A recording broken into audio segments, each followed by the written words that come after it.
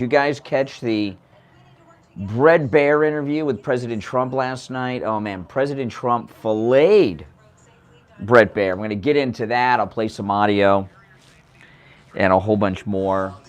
Some new DeSantis scandals going on. All righty, it is Tuesday, June 20th, 2023. My name is Brian Craig. You are listening to Florida's longest running radio show, The Steve Kane Show, on the radio since 1977. That's right, celebrating 46 years on the radio this year. In fact, 1977 is when Star Wars was in theaters in its original theatrical run, and I just happen to be coincidentally wearing a Star Wars shirt right now. Well, we've got a lot to cover on the program today. Did you guys catch the Bret Baier interview with Donald Trump? We're going to get into that. Oh, man, President Trump destroyed Bret Baier. You know, part of the problem Bret Baier had a couple of problems in that interview last night. Number one, he hates Donald Trump like the plague. I mean, he just hates Donald Trump, and he can't hide it. And I really don't understand what it is about Donald Trump that he hates so much. You know, Bret Baier has a big old house in Palm Beach, walking distance from Trump's house. You know, there are people I like and there are people I don't like. I don't buy homes walking distances from people I hate, but Bret Baier does, although I understand it's for sale. I wonder if it has anything to do with the ratings collapse at Fox News. I don't know. But he hates President Trump. And because he hates him, he's angry at him. And anytime you are on the air, I learned this early on in this business, anytime you're on the air, whenever you're angry and you're on the air, you've lost before you open up your mouth. It's just you're in big trouble. I mean, you just can't. Because anger and hate has an effect on the brain similar to being high or intoxicated. Or maybe high and intoxicated is the same thing. I don't know. But you guys know what I mean. So that was problem number one that Bret Baier had. Problem number two, which is a minor problem, he had on too much lipstick. Did you see that? Oh, my goodness. Not only did he have on too much lipstick, Bret Baier's coloring on his lipstick was the wrong color for him. I'm not a lipstick guy. I don't wear lipstick. I've worn chapstick, but not lipstick. I don't know about shading of lipstick and such. But Bret Baier obviously doesn't either. But that's the least of his problems. It was the too much lipstick and the wrong color. His third problem was this. He was an advocate for everyone who hates Trump just like him. He was advocating for Biden. He was advocating for Pence. He was advocating for this. He was advocating against Trump. And as opposed to doing an interview, I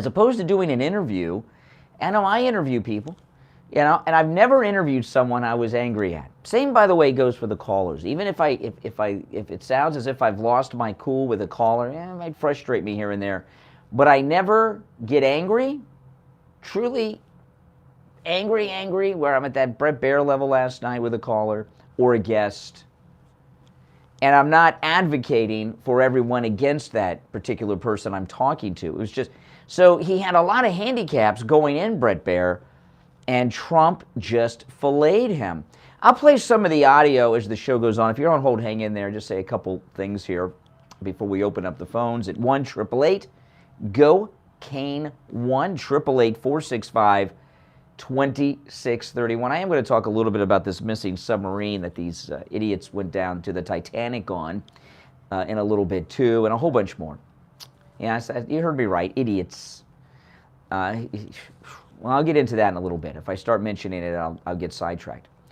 But there was major news made in the Trump interview last night. We've been hearing for, 3 weeks or so, this completely manufactured story that there is tape. Now they say it's audio tape. I don't know if they mean a digital recording or a cassette tape or an 8-track or reel-to-reel. I don't know what they mean when they say tape, but there's an audio recording they're saying that no one's heard. But a source in with this corrupt special prosecutor's office told CNN And then, of course, everyone just rips off CNN and reports it as fact when no one has seen nor heard this tape.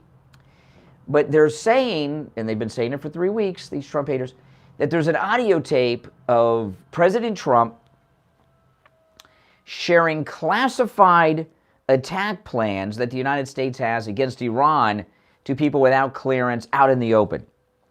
And he just totally blew that out of the water. He says, no, that does not exist.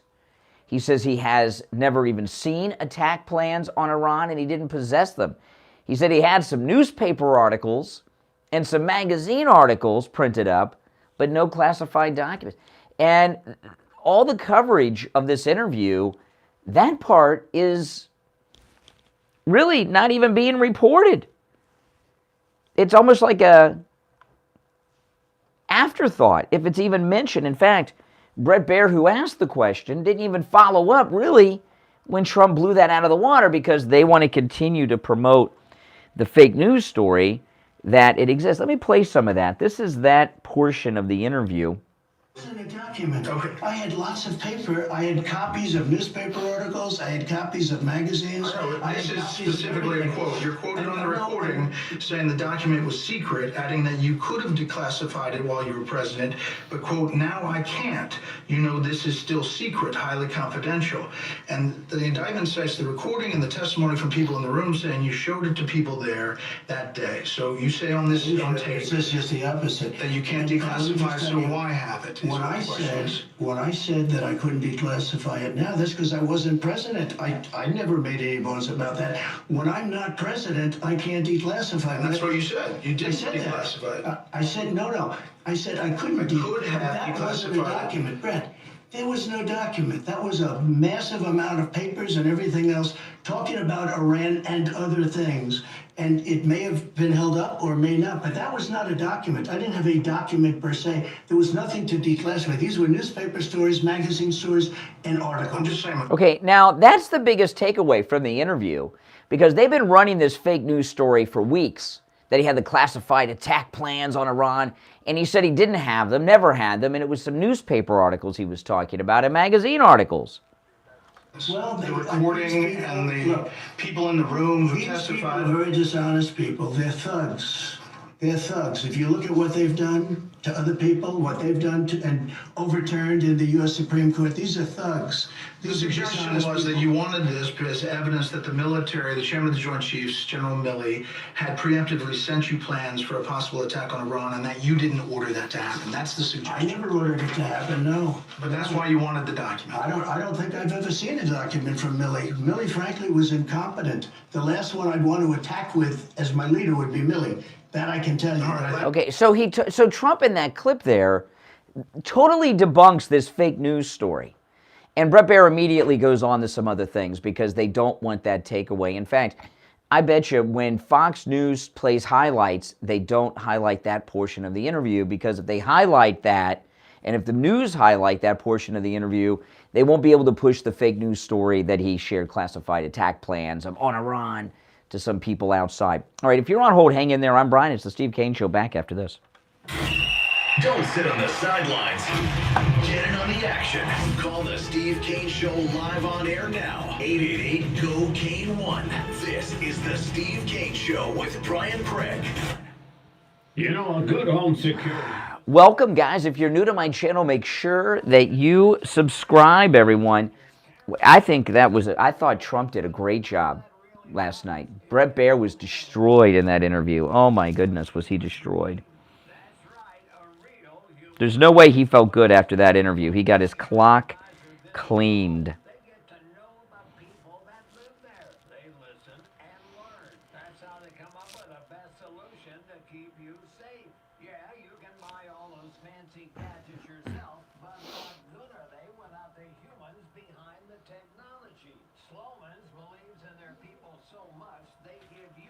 Technology for free.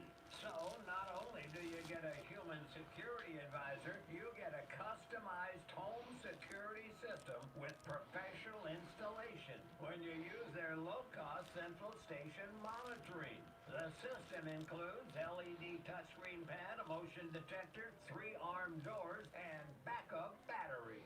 But most importantly, the all who stand behind it. So call Sloman's at 1-833-283-5050. That's 1-833-283-5050. Sloman's, the difference is human. When you need lab work, don't waste hours and hours waiting at the doctor's office or one of those big labs. Go to any lab test now in Boca and any lab test now in Coral Springs. Their prices are guaranteed to be the lowest you'll find anywhere. No appointment, doctor's order, or prescription is needed. And you're in and out in 15 minutes or less. They offer every lab and blood work your doctor can order. They even have drug testing and STD testing. Take control of your health care. I'm just reading over some articles I'm going to be talking about. Can you believe this?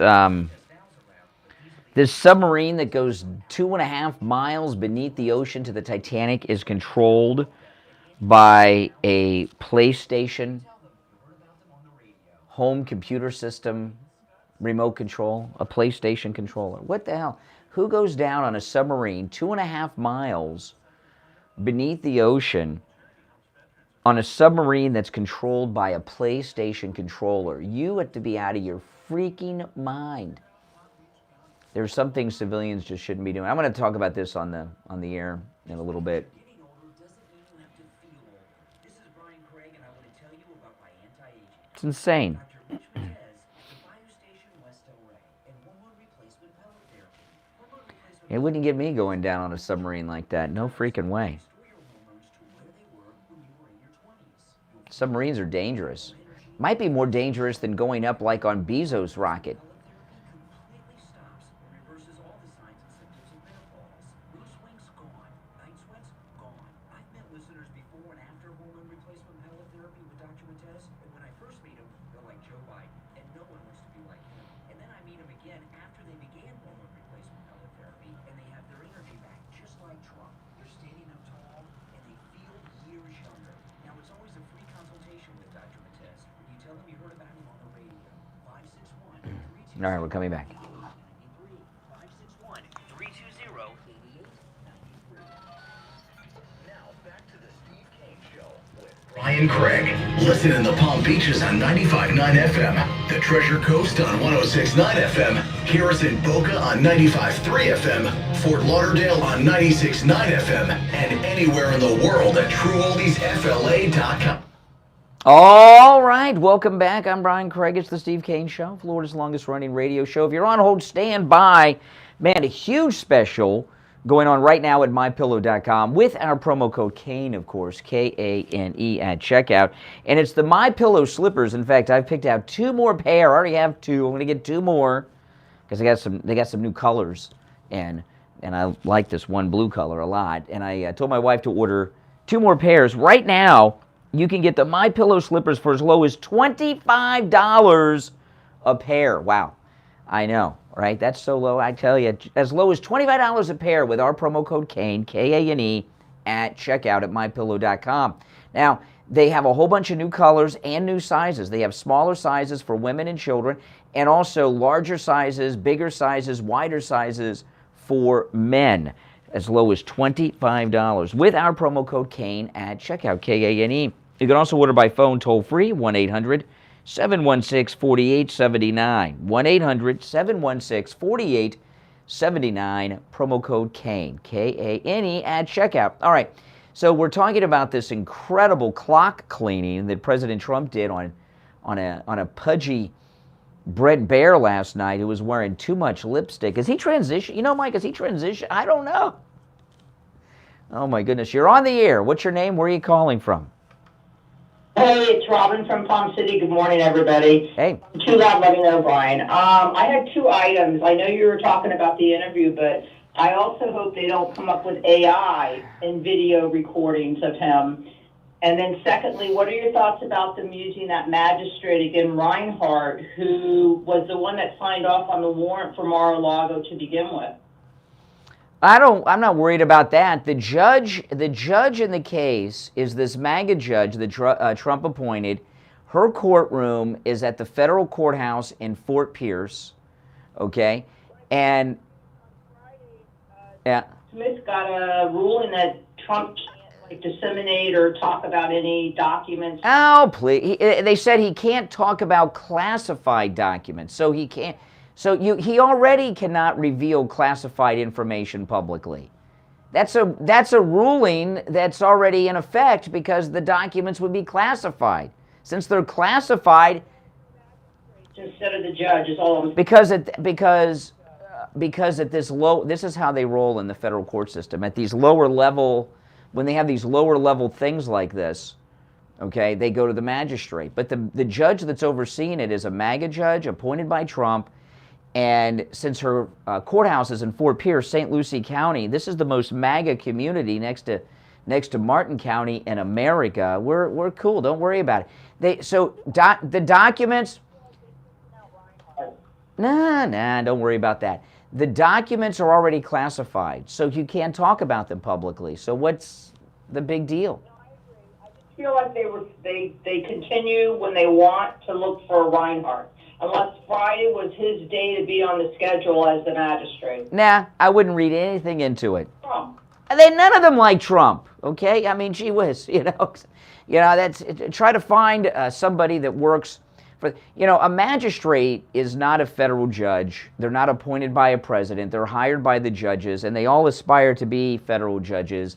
So they're part of the political establishment. Now, if we started getting bad rulings from this MAGA judge that's in charge of the case, then I'd be concerned. I'll tell you, we're screwed. All right. Mm-hmm. AI, they can already do that. They can do deep fake videos of Trump if they wanted. Yeah. All right, take care. Appreciate the call. Don't worry about the small stuff. I mean, a judge rules that Trump can't talk publicly about classified documents, about the document. They're already classified. You can't talk about them anyway. So I don't even understand the point of that. You're on the air. What's your name? Where are you calling from? This is Mike from Louisiana. Hey, Mike. Not only did he clean the clock of Bret Baier, but, I mean, I didn't see the interview in its totality on an original day, but this is going to be a piecemeal thing if you want to go back and watch it, because there are a lot of things. I mean, think about this, what he did, he took down Milli Vanilli. Yeah. General Milli. Well, you know what? The biggest thing, there were two big takeaways from the interview. The one that I played where he debunked this whole Iran classified battle plan story that they're still going to promote as factual.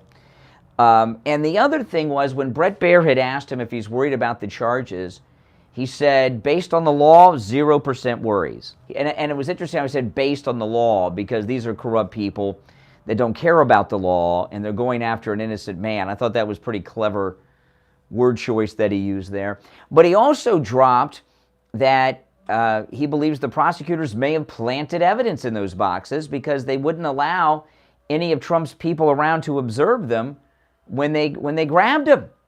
And there's a major chain of custody issue going on here too.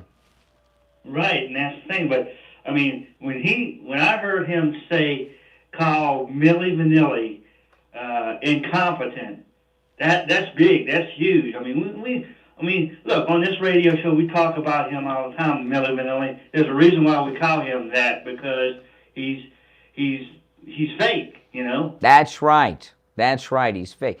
And he also quite possibly took part in treason. On January 6th, he took control of the nuclear weapons away from the president, which is criminal. The chairman of the Joint Chiefs doesn't even have any authority over anything. He's just a advisor to the president. They're not like the general of the armies or anything. People think that, but they're not.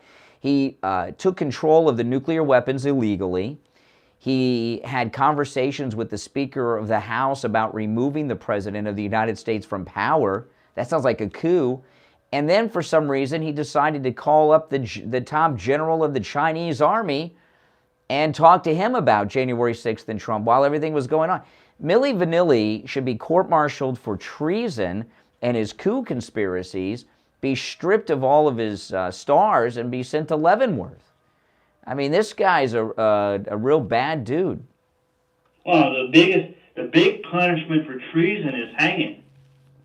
They haven't hung somebody in 100 years. All right, take care. Kept him on one beat too long. He said something on his own, not repeating something I said, and then he says something stupid. All right, listen. We'll take our break and come back. I'm going to talk about these lunatics on the submarine to see the Titanic, but there's a lot more from the Bret Baier interview.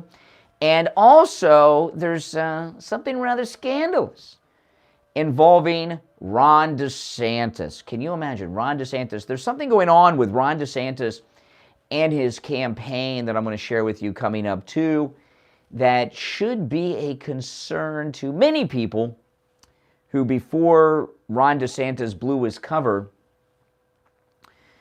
supported Ron DeSantis. Like, I used to support Ron DeSantis. I didn't know he was a lying snake. I didn't know that he was a liar. I did not know all these things. Either did anyone else, okay? I mean, my goodness. I did that big event with him right before the election at Wings Plus. If I'd have known this was going on, I would not have been there. All right, now we'll take our break for the bottom of the hour. When we get back, we'll get into all of these things and more of your calls. Our number toll-free, 1-888-GO-CANE1. 888-465-2631. 888-465-2631. It's a toll-free call no matter where you're calling from. My name is Brian Craig. It's the Steve Kane Show. We'll be back right after this. Making morning radio great again. Oh, my goodness.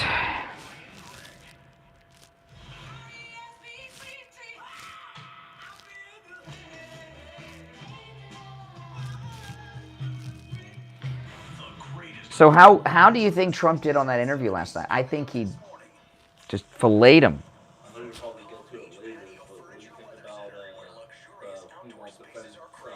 I am definitely going to get to that one. Yeah. Yeah, I'll definitely get to that one. Someone told you Trump buried himself on Bret Baier. I missed that part.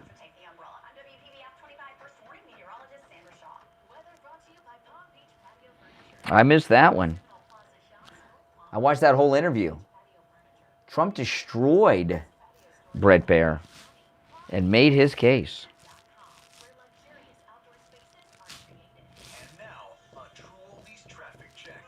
Yeah, thank you. This is a new shirt my wife got me. Star Wars shirt. First time I've worn it. My wife buys all my clothes. I rarely buy my own clothes. I think most guys are like that, right?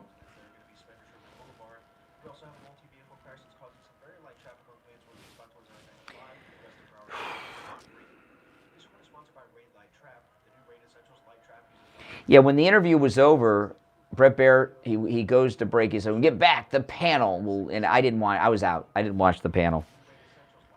Did not watch the panel. I was not interested in what the panel had to say. Were you guys interested in what the Fox News panel had to say? Screw that. Do I usually wear T-shirts? Nah, I wear all kinds of shirts.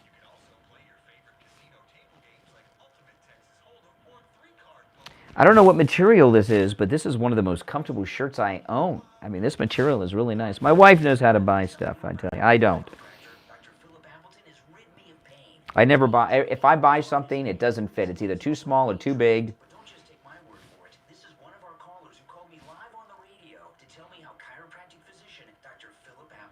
Now, Bret Baier, in that interview, Bret, you could tell as the interview went on, Bret Baier just, he was getting very flustered. Yeah, very flustered.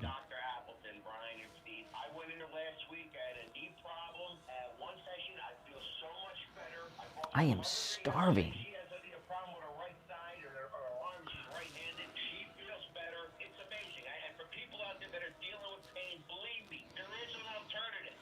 Oh, Bret was definitely losing it. Well, you want to give Trump the ratings, right? That's why it's important to turn it off as soon as the interview's done.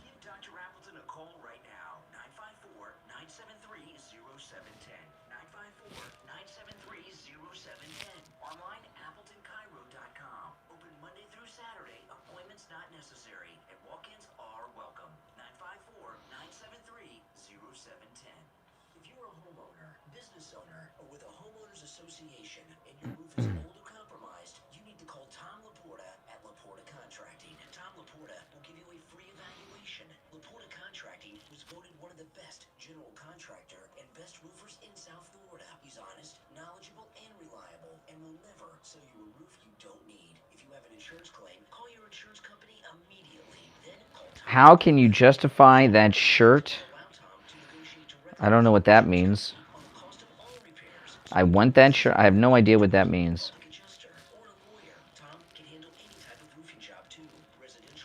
We're not watching Fox. We're watching Trump. There's a big difference. Emergency repairs, if it's roofing, Tom Laporta can do it. Call Tom Laporta right now, 954-604-4602. 954-604-4602. And online, laportacontracting.com.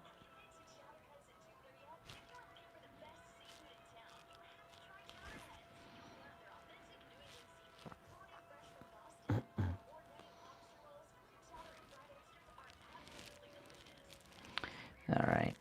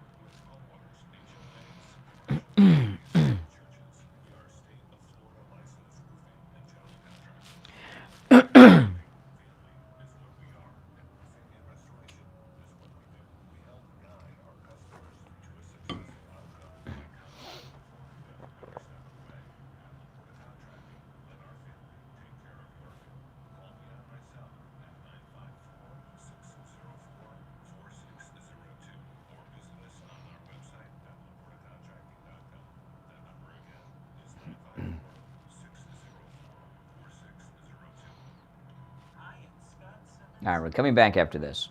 This week we pay tribute to a World War II veteran who was the second man out of the second plane at D-Day. A local charity helps veterans with dental care, and SweetFest seeks entries at bad films. Read these and other stories. What? There we go. Throughout Palm Beach County. Available online at floridaweekly.com. Now, back to the Steve Kane Show with Brian Craig, celebrating 46 years on... All right, we are back. If you have any comments on the Bret Baier clock cleaning by President Trump last night, you're welcome to call in. I'm going to play some of the clips of that. I played one, but I'll play more as the show goes on. I want to talk about these morons that went down on this submarine that they're searching for to see the Titanic. And I don't want to sound like I'm heartless, but the Titanic's 2.5 miles underneath the ocean. That's why it took so long to find it. And so there are some things that civilians just should not be doing. Going 2.5 miles underneath the ocean where it is 5,000 pounds per square inch of pressure and going up in outer space on Bezos's penis rocket. Have you seen that? You know, a lot of people think that Jeff Bezos' rocket is shaped like a penis. That's not even up for question. If you don't know that, go and look it up.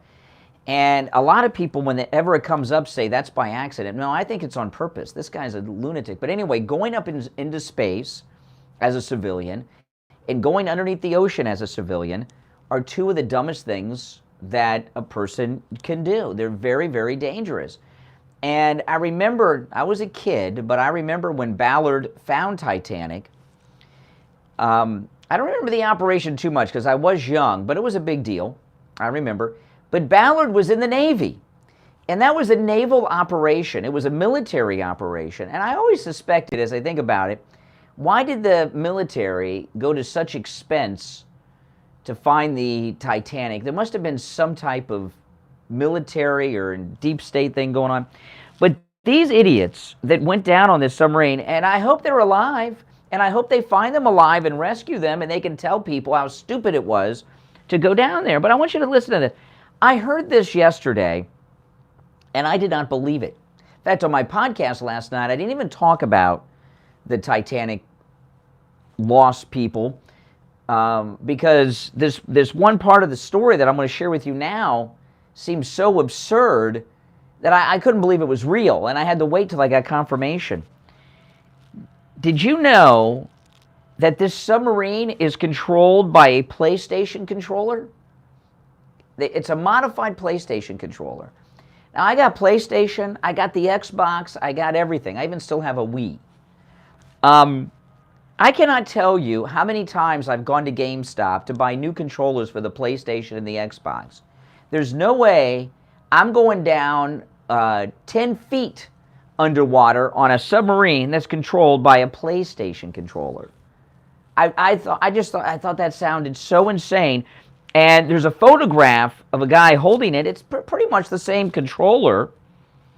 So listen to this. This is in the Daily Mail. The missing submersible that vanished with 5 people on board is controlled by a PlayStation controller and has one window for explorers to peer out.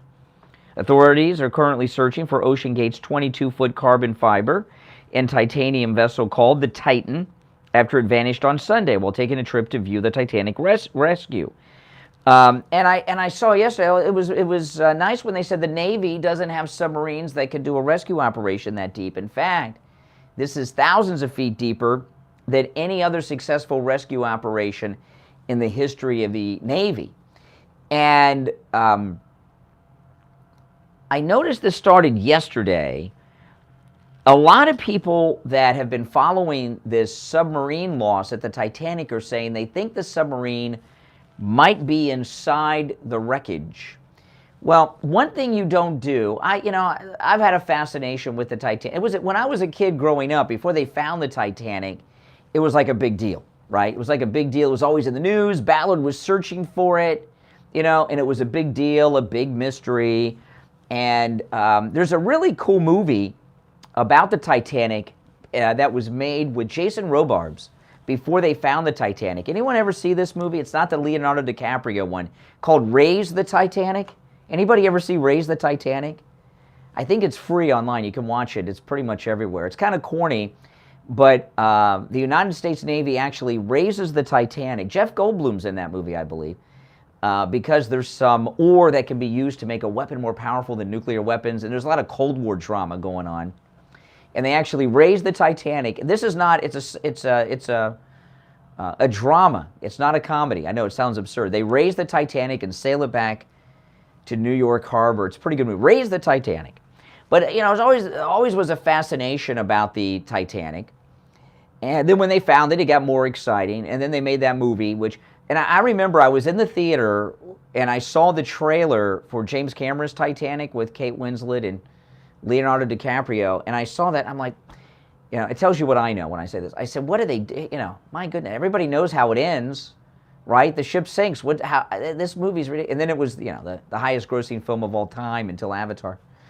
Well, Avatar shouldn't count because you pay extra for the 3D tickets. But anyway, it was a good movie, and I've seen that movie a whole bunch of times. And I've seen all the documentaries on Titanic, and there was a really cool thing a couple weeks ago. They had some new digital photographs of the Titanic that were higher resolution than ever before, and you've seen all that. It's all interesting stuff. But why go down there? And this, we don't know what happened, and hopefully they're alive. They say they got enough oxygen for 50 some odd hours. Oh my goodness. But a lot of people are saying, including someone who knows the British billionaire that's on the submarine, that they think it's inside the wreckage. And I heard a lot of people say that. And there's a woman today that's quoted in some of the press who's friends with a billionaire, and she says she thinks it's inside the wreckage. So this is what I think very well might have happened. This idiot billionaire obviously told people that he wanted to go inside the wreckage because his friend is saying that she thinks it's inside the wreckage and others are saying it. So he must have been telling people, because when you take these submarines down to the Titanic, they just go around the Titanic. You're not supposed to. It's very dangerous to go in. They've sent unmanned small submarines, submersibles, that are like drones inside, but the submarines that carry people don't go inside. But since everyone that knows this guy is saying they think that the submarine is inside the wreckage and got stuck, that means he told people he wanted to do that. And what I'm wondering is, did this billionaire pay the company or the guy driving the submarine with the PlayStation controller some extra money, like, hey, I'll give you $1 million if you take us inside the wreckage, and they went somewhere they shouldn't have gone and got trapped, and it's going to end up killing everyone. The chances of them being rescued alive are slim to none. Their best hope is that this safety mechanism, when there's trouble, it's supposed to raise this submarine automatically. Their best hope is that that goes into action. The idea that they're going to send people, they don't even know where the submarine is. So first they got to find it, and then they've got to find some way to bring it up. So, and they're running out of air. I feel bad for these people, but it's stupid to go down on it, on a submarine going 2.5 miles into the ocean like that. It's just stupid. There's a lot of things that people should not do that they do, okay? And they're dangerous, like parachute jumping and things like that. There's all kinds of things that are just stupid to do and very risky. And, you know, a lot of people think because other people have done it and you can pay to do it and it's commercial, it's okay. It's not okay. There is nothing you could do to get me to go on a submarine going 2.5 miles under the ocean. You know, and as I'm talking about this, I feel like, you guys ever see Airplane, which is like the funniest movie ever made? When the disaster is happening in an airplane, they have this montage of the news, and there's this one guy talking, and he says, they bought their tickets, they knew what they were getting into. I say, let them crash. I'm not, I don't want to sound like that, but come on, guys. Same thing with the space flight. I mean, God, I'm sure everybody that's old enough remembers when the Challenger exploded. I was in high school, I remember that, or the Columbia disintegrated. Forget about it. Humans are not supposed to be doing these things, and they're at great risk, especially if you're on a submarine that is controlled by a PlayStation remote. You know how many times I wonder if it looks like a wireless remote. It does. And they communicate with the surface through text messaging. Because of the water density, regular communications are not possible, I guess, like voice communications or wireless video communications, so they do text messaging. Now, I don't remember, and I didn't bother to look it up, but my guess is when Ballard's team found the Titanic back in the 80s, and the first people went down to the Titanic, that they had underwater craft that had a cable connected to a surface vessel. That's dangerous enough, but at least you're connected, and if something happens, they can reel you up. But think about it, you guys. How many times have you been playing PlayStation or Xbox with your wireless controller and the battery went dead? Oh, man, right? Or you lost the Bluetooth or Wi-Fi connection and it's not working. Would you put your life in the hands of something like that, controlling a submarine going 2.5 miles underneath the ocean? I don't think so. This is a lesson in stupidity and arrogance. All right? Okay, we'll take our last break of the first hour. I'll get back into the politics when we get back. I don't know if you think I'm too harsh on these Titanic tourists, let me know, but I think most people agree with me. They just don't want to say it publicly. All right, our number toll-free, 1-888-GO-CANE 1-888-465-2631. We'll be right back. The cold, hard truth. Delivered morning 6 to 9 right here on The Steve King Show. Sometimes a family needs a little help to deal with life's Even I drop my controller sometimes. Yeah. And the joystick gets all messed up, so like you're not moving, but the joystick will be kind of stuck, so it moves the guy back. Exactly. Like, there's so many small problems that can happen. I mean, and I didn't see anything saying they got an extra one either. No, that's problem number 2 then. If they Yeah. how do you not have a backup just in case? Yeah. by the Alzheimer's Prevention Fund of Florida, the Florida Association of Broadcasters, and this radio station. How would you like to lose weight, look better, and feel better about yourself? Brian Craig here with a great new message from Elegant Youth. Their new semi-glutide treatment burns fat, boosts energy levels, suppresses appetite, balances blood sugar, and promotes rapid weight loss. Elegant Youth is in Salem Foot Plaza, right next to any lab test now of Boca. Give them a call right now. 561-717-8081. 561-717-8081. Online at elegantyouthboca.com. Hi, it's Kate from Will For You. Your home remains your best investment. So why not jazz it up with new flooring? We're featuring Kerastan carpets, waterproof LVT, and engineered wood. For over 30 years, Kerastan has been a very important important part of our flooring option. The high style and emphasizes on products that add value, aesthetics, and ease of everyday maintenance. Make Kerastan the best choice for your next flooring purchase. Here at Will Floor You can get the very best price on that new Kerastan carpet, who has long been a household name. We want our new homeowners to discover the great value in Kerastan products. We have the entire collection from trendy patterns, cool textures, and for the special room, cozy, extra soft fabric. For the extra busy area, select a waterproof luxury vinyl plank or tile, or wood visuals that add value and class to any home. Let's not forget Will Floor You's commitment to low prices every day. Visit our Kerastan showroom in Jupiter and Stewart and on the web at willfloor.com and let your hometown floor store that has it all floor you. A sniffle here and a sneeze there. Your first thought is what? Uh-oh, I'm coming down with something. But did you ever think you might not be sick? You might have an allergy. Find out and have your allergies tested at any lab test now of Coral Springs or any lab test now of Boca. Any lab test now of Coral Springs is located at 955 North University Drive on the southeast corner of University and Ramblewood by the Coral Square Mall. Give them a call, 954-906-5983. 954-906-5983. Any lab test now of Boca is in the We're coming back after this. That's where the Western Beef is, south of Palmetto and north of Hillsboro. Call them at 561-237-5009. 561-237-5009. They will test for both environmental and food allergies. No appointment is necessary. And make sure you mention you heard about them on the Steve Kane Show. We take on the social justice warriors for breakfast. Now the Steve Kane Show is on the air. All right, welcome back, one and all. I'm Brian. It's the Steve Kane Show. Callers on hold. Stand by. Oh, man, this is a very important question. I ask it often because it is so important. Do you or someone you know have neuropathy? Oh, man, neuropathy is torture. Torture. It makes life unbearable. It really does. You know, Steve went to his doctor. He had every neuropathy symptom there is. And his doctor said, that's your life now. You got to learn to get used to that. And he insisted on seeing a specialist. His primary doctor said that's a waste of time. But he begged, he pleaded because he was suffering so much, so we sent him to a neurologist. Neurologist said the same thing. That's it, man.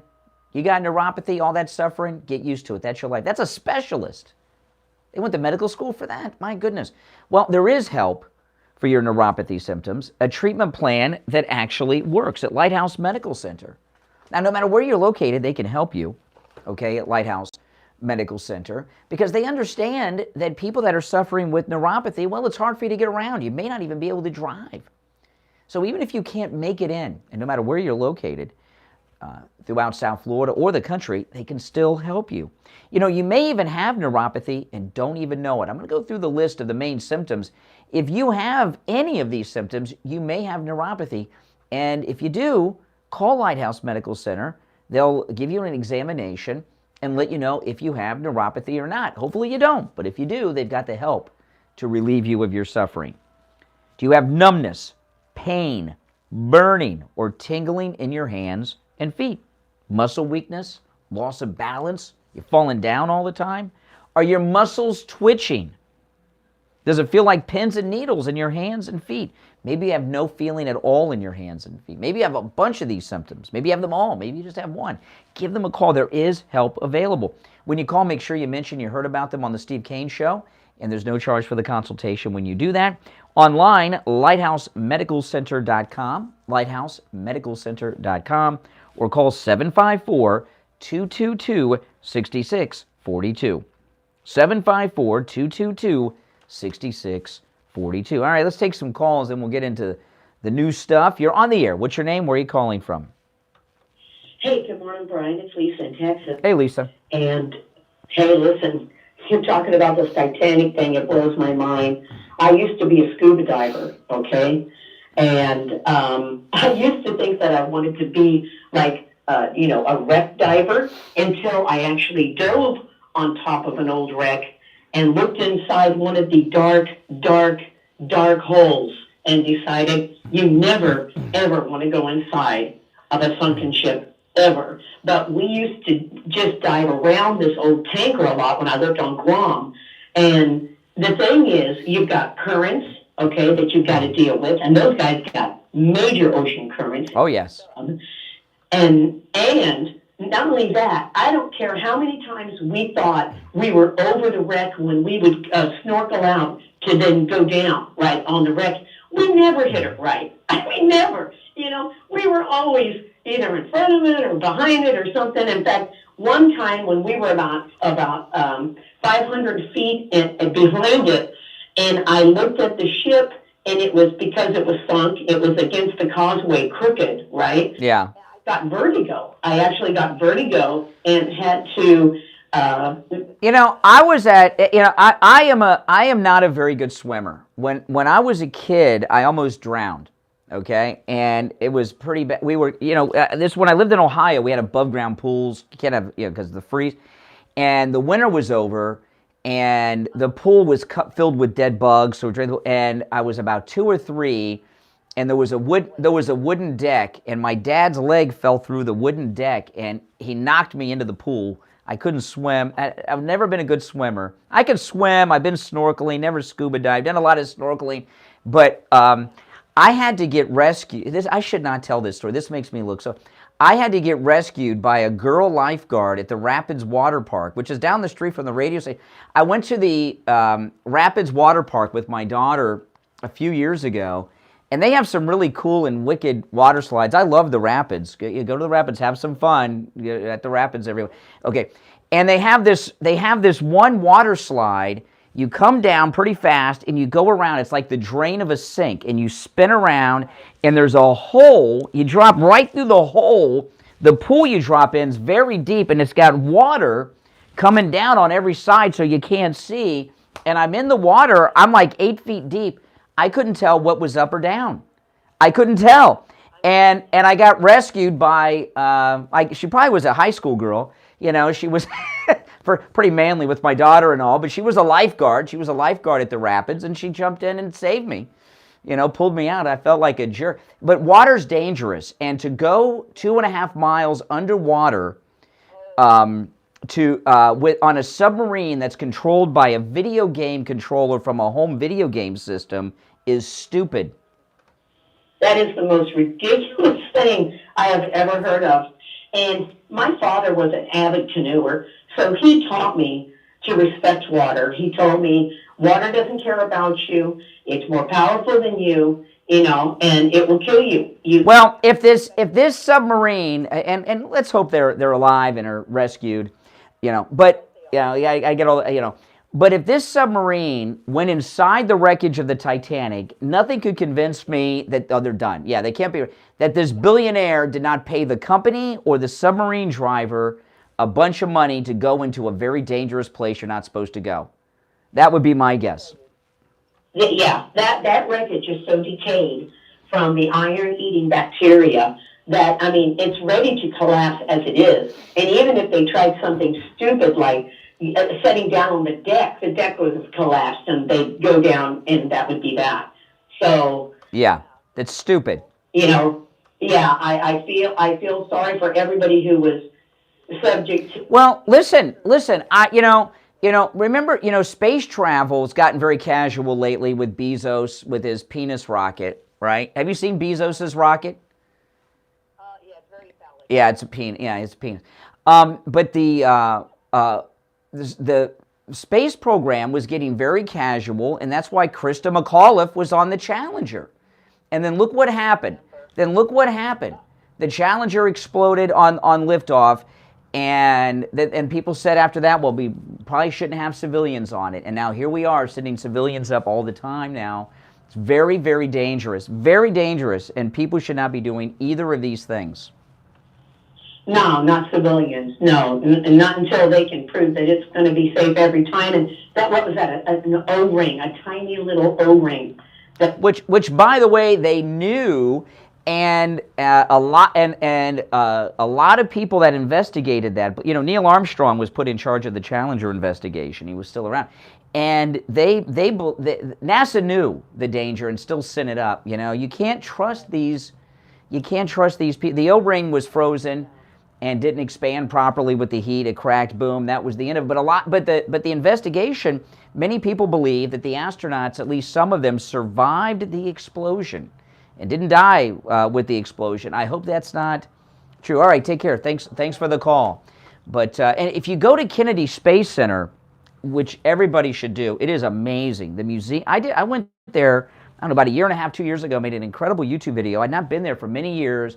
They have the most incredible museum I've ever seen, and they have a piece of the Challenger and a piece of the Columbia on display, and it's pretty, plus they've got the Space Shuttle Atlantis on display. It's amazing. It's an amazing place. But no, I don't want to sound like I'm heartless to these people on the submarine. I'm not. But I was watching a lot of the coverage of this yesterday, and I could tell everyone's thinking what I'm thinking. They just don't want to say it. And I get it. If you're on national TV doing the news, you can't say, how stupid it is, and what did these people do, and what were they thinking, et cetera, et cetera. Okay, now, after the top of the hour, I'm going to get into the important news. I'll get back into the incredible filleting President Trump did of Bret Baier. There's something pretty scandalous going on with the finances of Ron DeSantis' presidential campaign that I'm going to share with you and ask you your opinion on this. What Ron DeSantis has done with at his campaign is legal, but just because something's legal doesn't mean it's right? There's a lot of things that are legal to do, but it doesn't mean it's right, doesn't mean it's moral. So something, or ethical. So there's something going on with Ron DeSantis' campaign financing with his presidential campaign that I want to share with you and get your thoughts on. I think it's shady. I think it's crooked. I think it's unethical, and I just think what he's doing is wrong. But I'll get into that with you after the break. And I want to, though, end this hour mentioning something here. And this is Blinken in China. Okay? Taiwan, he says we don't support Taiwan's independence. Now, Taiwan considers themselves China. And the United States has an official policy that's very vague, that a lot of people don't know what it means, a one China policy. Taiwan believes that China is being occupied by an illegal government of the CCP, and I agree with them on that. And Taiwan thinks they're China. And the CCP do not believe that Taiwan should exist, that it's part of them and they want it, of the mainland, and they want to take it. And the United States policy has been, for as long as I've been around, a one China policy, okay? And I know when Blinken said what he said yesterday, people are trying to spin it and say, well, no, he's just saying what the policy was with Trump and Bush and, there's a big difference here. Blinken, who is the most effeminate Secretary of State we have ever had, and we've had women who were Secretary of State, right? Condoleezza Rice, Madeleine Albright, they were more masculine than this guy. The way that he said we don't support Taiwan's independence implies that Taiwan belongs to the CCP, the Chinese Communist Party. It also shows that we're not interested in helping Taiwan. And also, we've got a federal government, including the President of the United States, that are employees of China. We had a one China policy with these other presidents, but they all weren't on the take and worked for China like they are now. So we're in a whole different situation now, right? We have too many people in our federal government from Biden on down that are employees of China. So to make that statement when you work for China has a whole new meaning. And what Blinken said yesterday was, China, Taiwan is yours.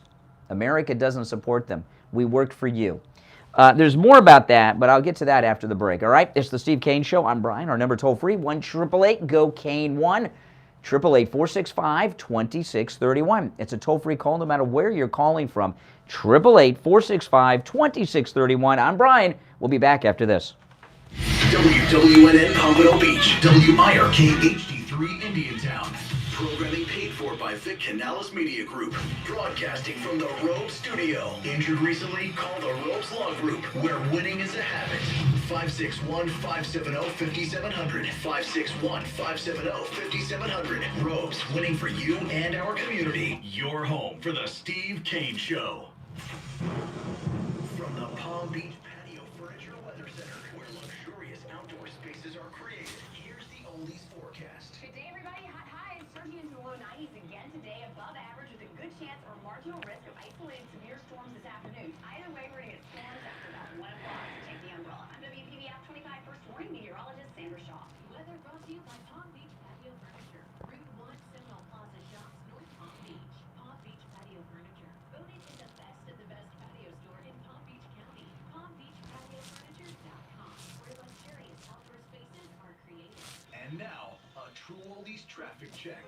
Brought to you by the Palm Beach Kennel Club. From the Turnpike Incident 3 this morning, and moving up the street between local attorney and Keith Revere. Speaking of local attorney, a model road is closed towards rail work between Northwest 2nd Avenue and North Dixie Highway. Your best alternative is going to be Spanish River Boulevard.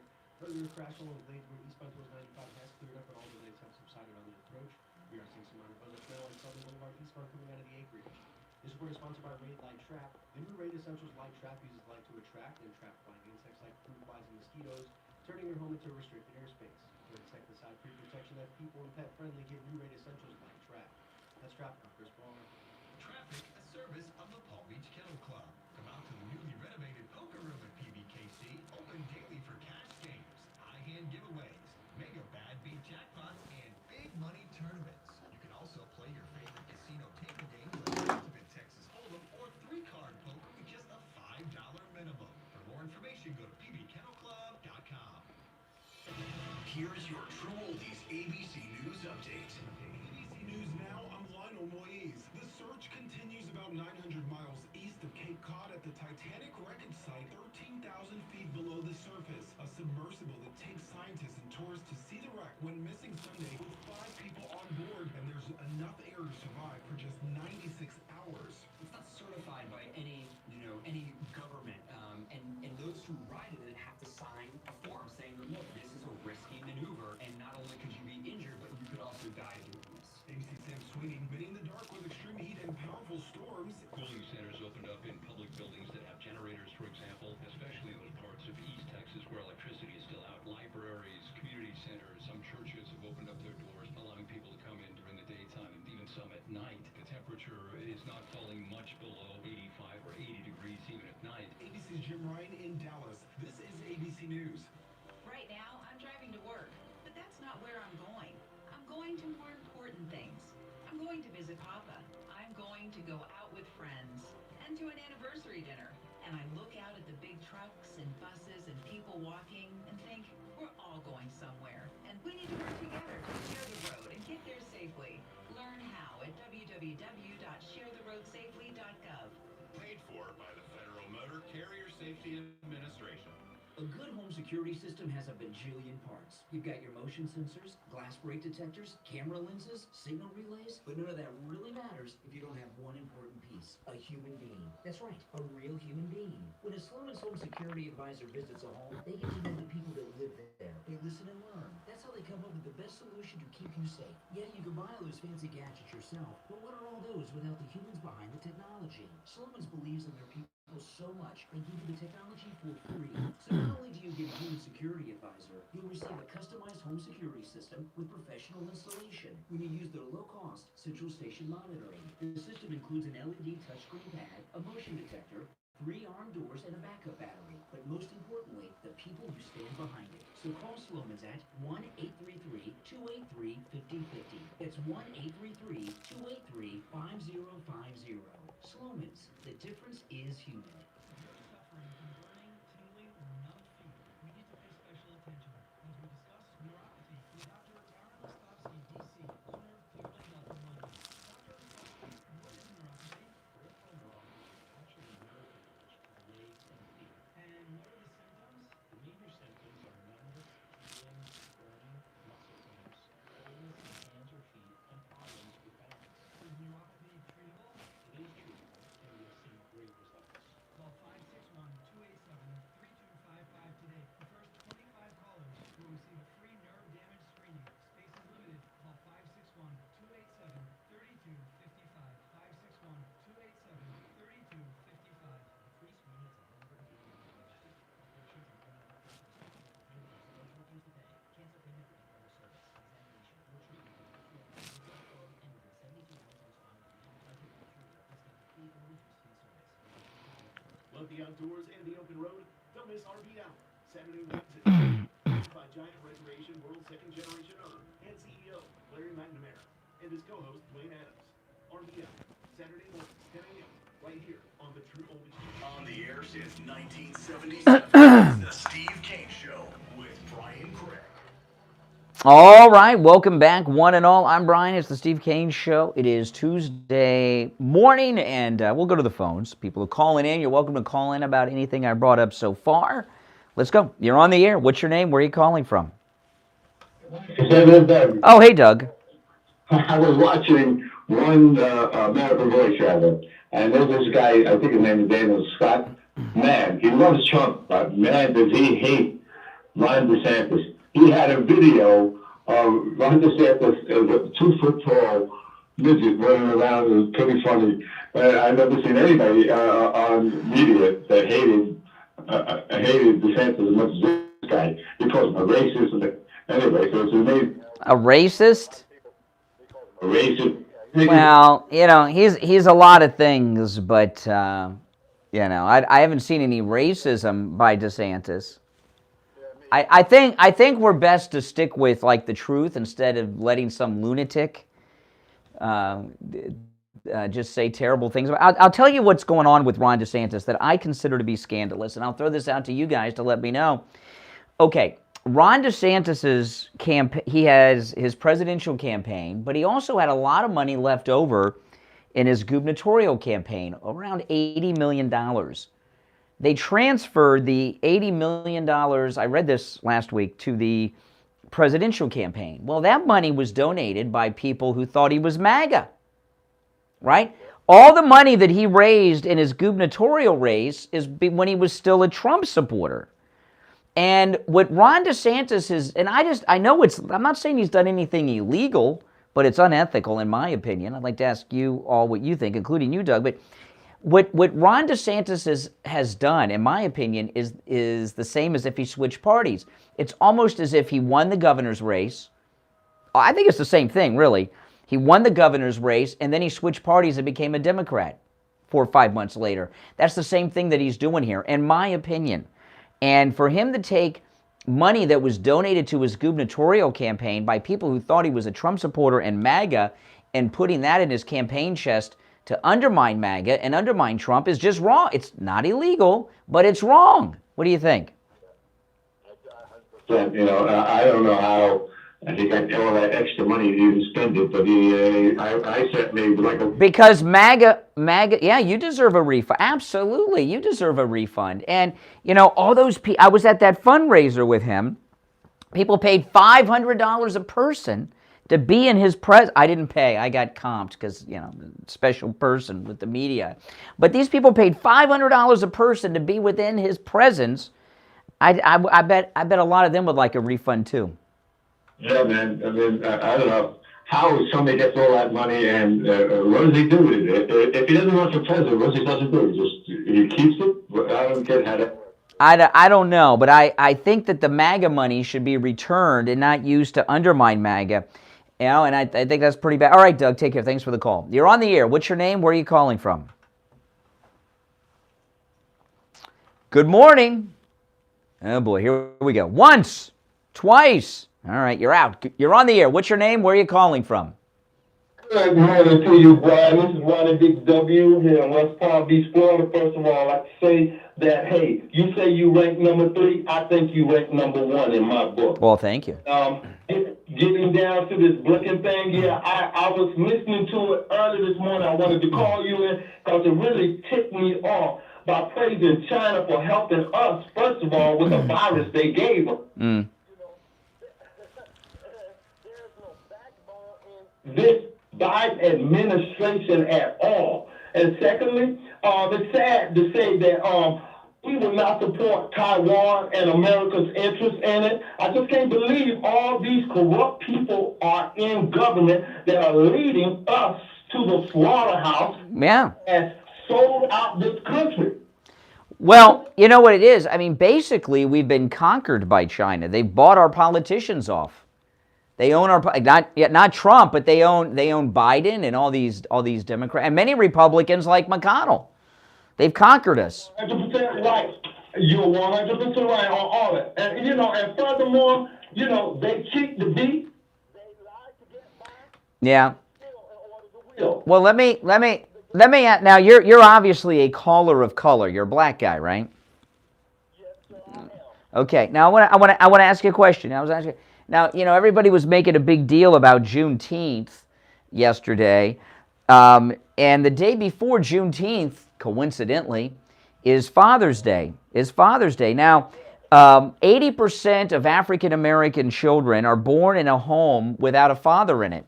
And my question to you is this: which day is more important to black Americans, Juneteenth or Father's Day, in your opinion? And to me, Absolutely. a beautiful day. Yeah. A problem with my employees yesterday, and I had to explain to them. First of all, that issue happened in Texas. It didn't happen all over the country. Mm-hmm. It happened in Texas. So it really has nothing to do with our blackness per se. And number one, people need to get away from that color thing because there is no purity on this planet. That's true. Look at it. Yeah, that's true. Goes all the way back. So what I mean, so what happened? Your employees wanted yesterday off or something because of Juneteenth? What were they griping about? They questioned me about it. I said, but let me explain this to you all. It was Sunday that it really happened, and that's what y'all wanted. I said, now, if the people that you're working for wanted to honor it, then you could have took off and used your time. But for me as well, it's not so, because that happened in Texas. What were they going to do? So they wanted Juneteenth off. What were they going to do? Watch Glory or Roots or something? How were they going to spend the day? I have no idea. And the first thing I tell I'm going to be honest with you, the first thing I tell all of them, the only thing I learned from Roots that there was a black man treating another black man wrong. Mm-hmm. Yep. All right. Take care. Appreciate the call.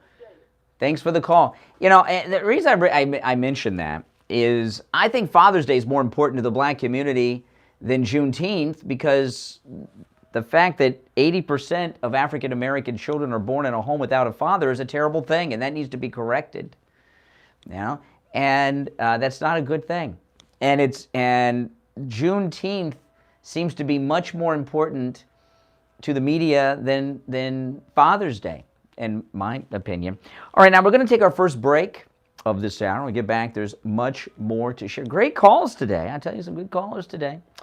Even Doug contributed something that was interesting.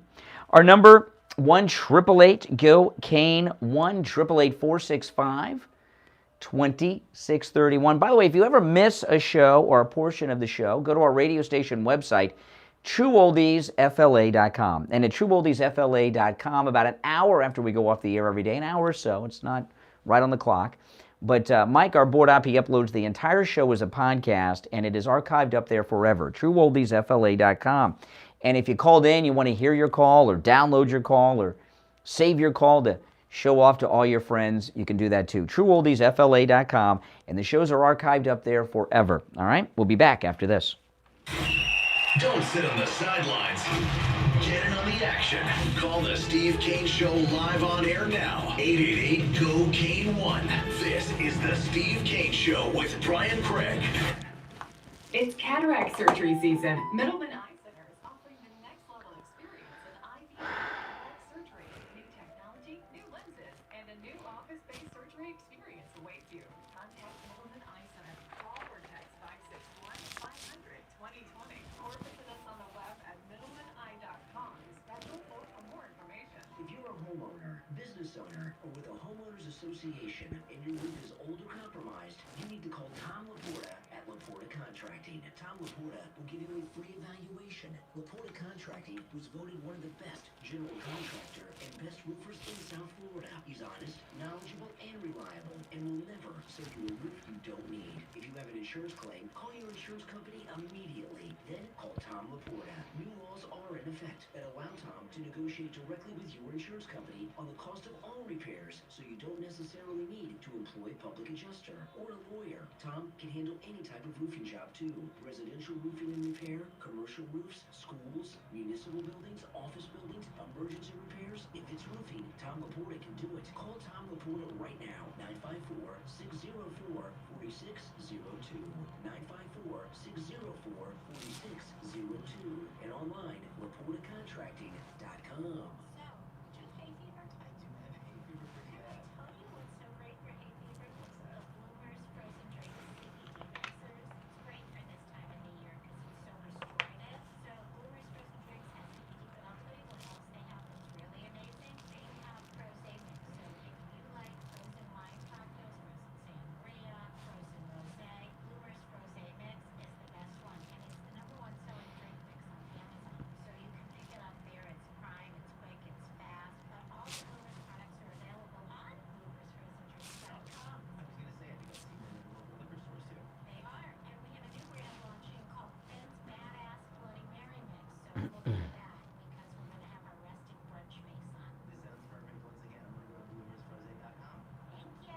Do you suffer from knee pain? Have you been told that you have bone on bone or need a knee replacement? Have you been told that you have osteoarthritis? Well, then come see us at Lighthouse Medical Center. We have non-surgical solutions that include rehab and injections that can prevent you from having to have surgery or prolong the surgery. We've been in practice for 75 years in South Florida. You don't have to live with pain any longer. 754-222-6642. That's 754-222-6642. This public service announcement is brought to you by Chandra Lee Mahajan, president of the Dermatology Interest Group at Nova Southeastern University School of Allopathic Medicine. Hello, sunny South Florida.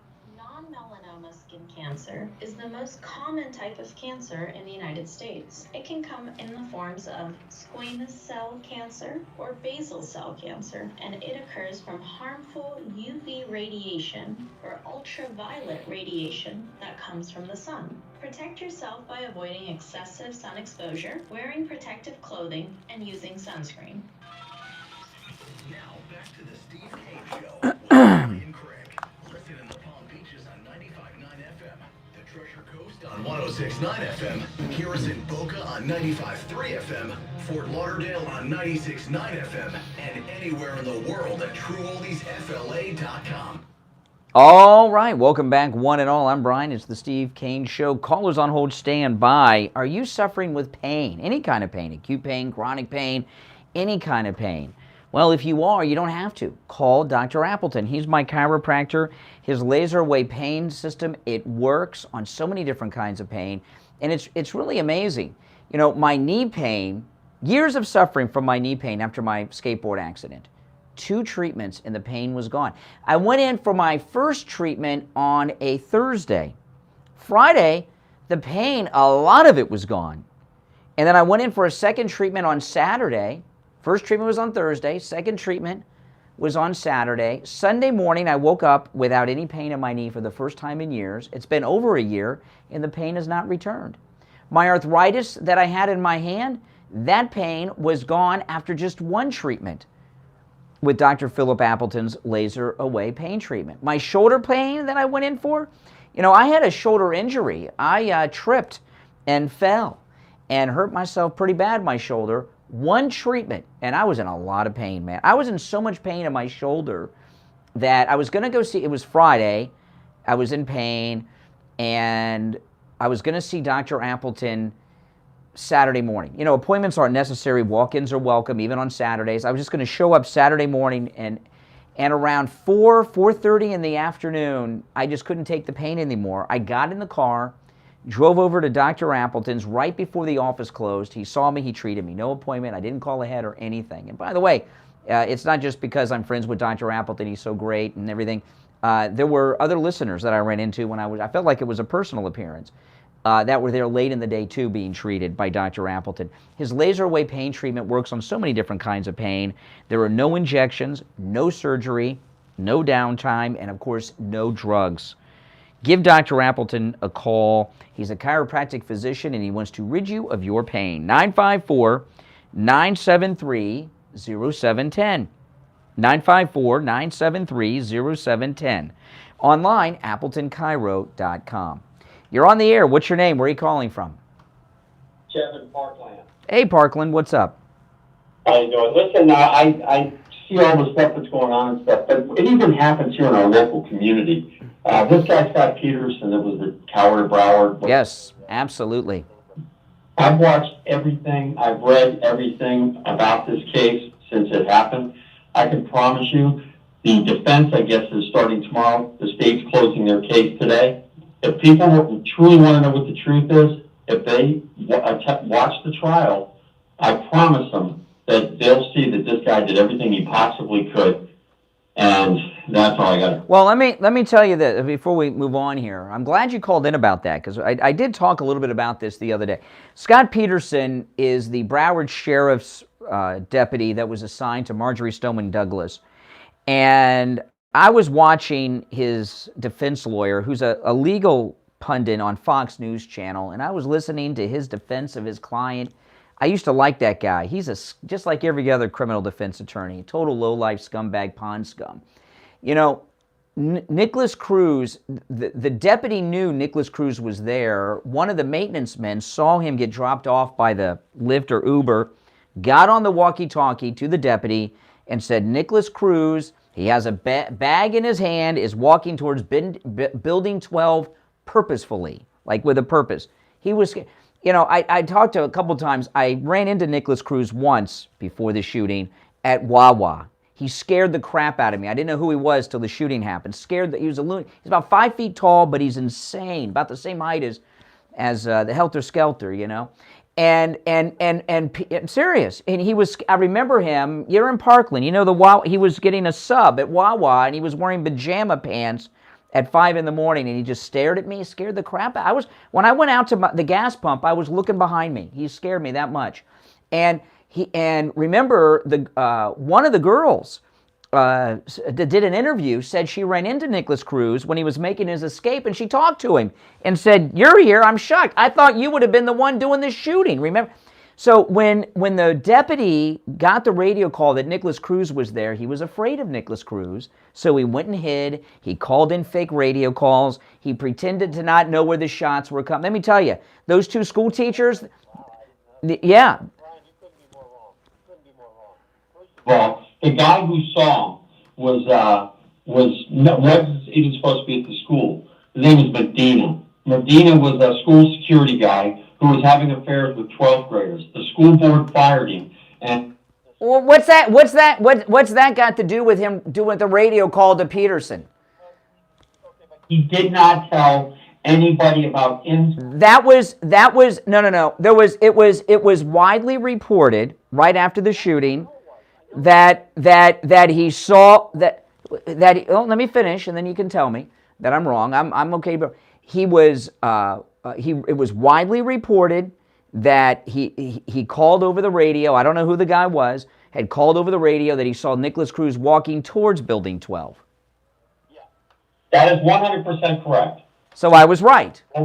No, he said he's in the north parking lot. Oh my goodness. 1200 building. Okay, so with that being said, 63 witnesses have gone so far to say that nobody on campus in real time, standing in the same area that Peterson was, said that anything was going on inside the 1200 building. It was quite the opposite. They said, well, then explain to me how the two school teachers that were killed, who were not in the building, ran in the building to save children, and they got murdered by Nicholas Cruz. How did they know what was going on? Okay, let's talk about that. The guy was a security specialist. The kid sees him in the staircase. You remember the kid who you told to leave the building? Do you remember that kid? Uh-huh. Okay, he ran out of the building and went and told the coach that was killed outside the building. He told him that there was a kid with a gun inside the school. He never got on the radio. He never. No. There were. I'm coming up on the bottom of the break, so I'm trying to condense things here because we're running short on time. There were two teachers who were murdered by Nicholas Cruz that were not in the building when its shooting happened. They went into the building unarmed. They're not the cops. They went into the building and got killed. How did they know where the shots were coming from, but Peterson did not? They were going to a firecracker call. Oh my goodness. Oh my God. Okay, what about the cop? What about the off-duty Coral Springs cop that was watering the grass in the baseball field who ran in his flip-flops? What about that guy? Flip-flops. Do you know that he found the kid that was shot on the 3rd floor, over by the... Yeah, but when the shooting happened, he was out at the baseball field watering the grass. He's Coral Springs off duty. And he just testified not even 2 weeks ago saying that he had no idea where the shots were coming from. He just all these guys other than Peterson just coincidentally went in building 12. The police department had 100% information. Every phone call from inside the building went to Coral Springs Police Department. So should Peterson be convicted in your opinion? Peterson should have been charged. Oh my goodness! What are you, a cop? No. A lawyer? No. You're just a Parkland resident. You're just a Parkland resident with nothing, no axe to grind, who thinks that the cop at the school should. Brian, I do have an axe to grind. As far as I'm concerned, I'm feeding, and you're feeding him also. Nicholas Cruz up there eating cheeseburgers in prison because Michael Sachs, for $3 million, couldn't get a death sentence. Listen. Broward County is more corrupt than Chicago. Okay, it's the most corrupt county, and I'm not exaggerating. I grew up in Fort Lauderdale. It's corrupt. Okay, and in Parkland, you have the top of the money tree. So the corruption, that's why they have people. That's why they have such a low crime stat with the sheriff cooking the books and all that stuff over there. And there was a lot of problems at the school. Nicholas Cruz should have been arrested long before the shootings happened. I agree with you on all that. But I watched the video that was released after the shooting, and Scott Peterson, if I were on that jury, it would be guilty without even hesitation. I don't even need to deliberate. Not listening to the evidence. It's like I saw the video. Just watch the next 3 days. Next 3 days. And if you still have the same opinion, I'll call in and I'll say I was wrong. You have a very unpopular opinion in Parkland. Oh, he hung up. I wanted to get to who he is. I wonder if that's his attorney trying to pollute the jury. You think? It could be. Sounds like it could be. I'm going to listen back to that call and pull up the attorney who's been on Fox 1,001 times and do some voice comparison. Sounds like that. We could have jury people listening to this program. All right, listen, we're going to take our break and be right back. Making morning radio great again. I think you're going to really love it. It's the Steve Kane Show with Brian Craig. Especially if he's an attorney, it sounds like, he Yeah. knows what he can't say, so I think he's just going to go, nope. Yeah. Nope. He hung up before I could get into who he is. I love, people could try to act like they're like, oh, you're the one that hung up. No, because, Yeah. you can hear them click. Yeah. And you're far away from the phone. It's Exactly. Like this, He definitely got mad. He definitely was like, nah, forget it. Yeah. Oh, man.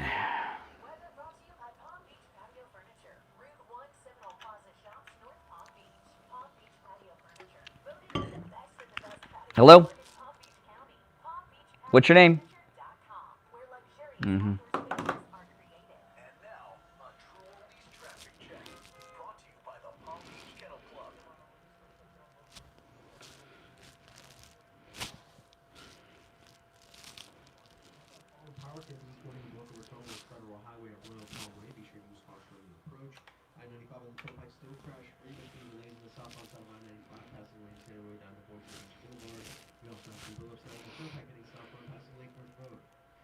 Sponsored by Raid Light Trap. The new Raid Essentials Light Trap uses light to attract and trap flying insects like fruit flies and mosquitoes, turning your home into restricted airspace. For insecticide free protection that's people and pet friendly, give new Raid Essentials Light Trap. That's Trap by Chris Barr.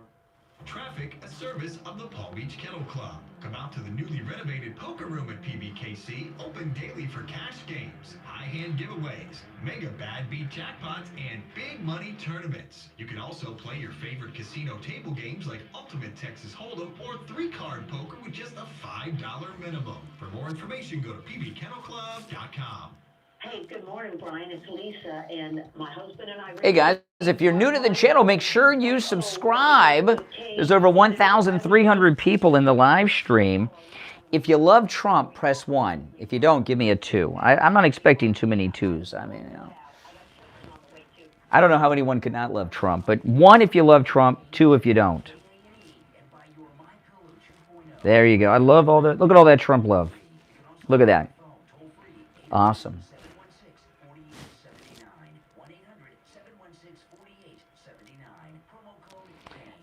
Yes, an intern training on how to run the board. Look at all that Trump love. That's right. This is where MAGA comes to talk, people. That's right. This is the most pro-Donald Trump place anywhere. Oh, no. 1 is not the loneliest number. Magnolia. I can't remember the singer of that song. I didn't see any 2s. Japan.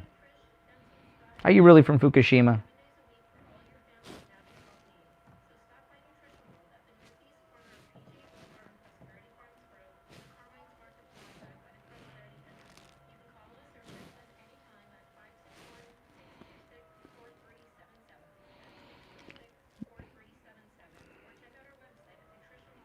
Oh. Tasmania. Oh, my goodness. Tasmania.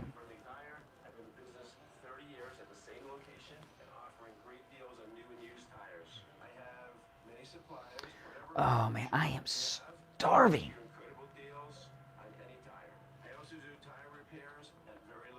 The reason I'm starving is, not that I was trying to do this for any reason, but I didn't eat any carbs yesterday.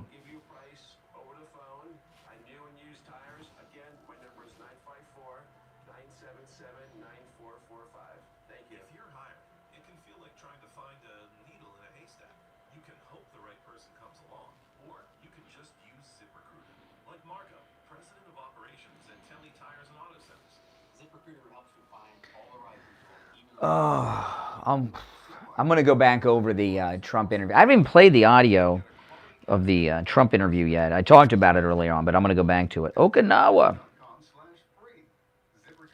Well, there was a remake that was in Magnolia with a lady singer. I did not know that was a remake.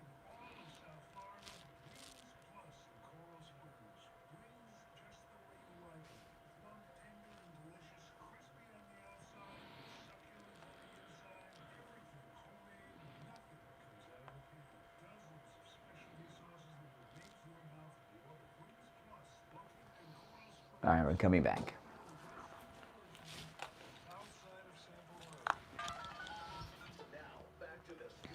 Show with Brian Craig, celebrating 46 years on the... Indeed, and we are back. Callers on hold, stand by. Or number 1, 888 cocaine 1. You know, I asked that guy, something was up with that caller on, you know, the idea that Scott Peterson, the Parkland Marjorie Stoneman Douglas School Resource Officer, should be a free man, enjoying a 6-figure pension and did no wrong, is a minority opinion, but a very minority opinion, especially in Parkland. However, I have talked to police officers who are strong supporters of him. You know, that thin blue line. There's one police officer who is a longtime friend of Steve's and mine. They wanted to come on the air to defend Scott Peterson, and I only did this. I would not normally do this. In fact, this may be the only time I've ever done it. This guy's been a friend of ours for over 20 years. And I said, you're welcome to do that, but we're not going to be friends after. I said, we are not going to be friends after because I'm going to have to give you the treatment and I'm going to open up the phones. They're going to fillet you. I said, our 20-year friendship will be over. But you're welcome to come on, right? You're welcome to come on. And he didn't come on. Probably would.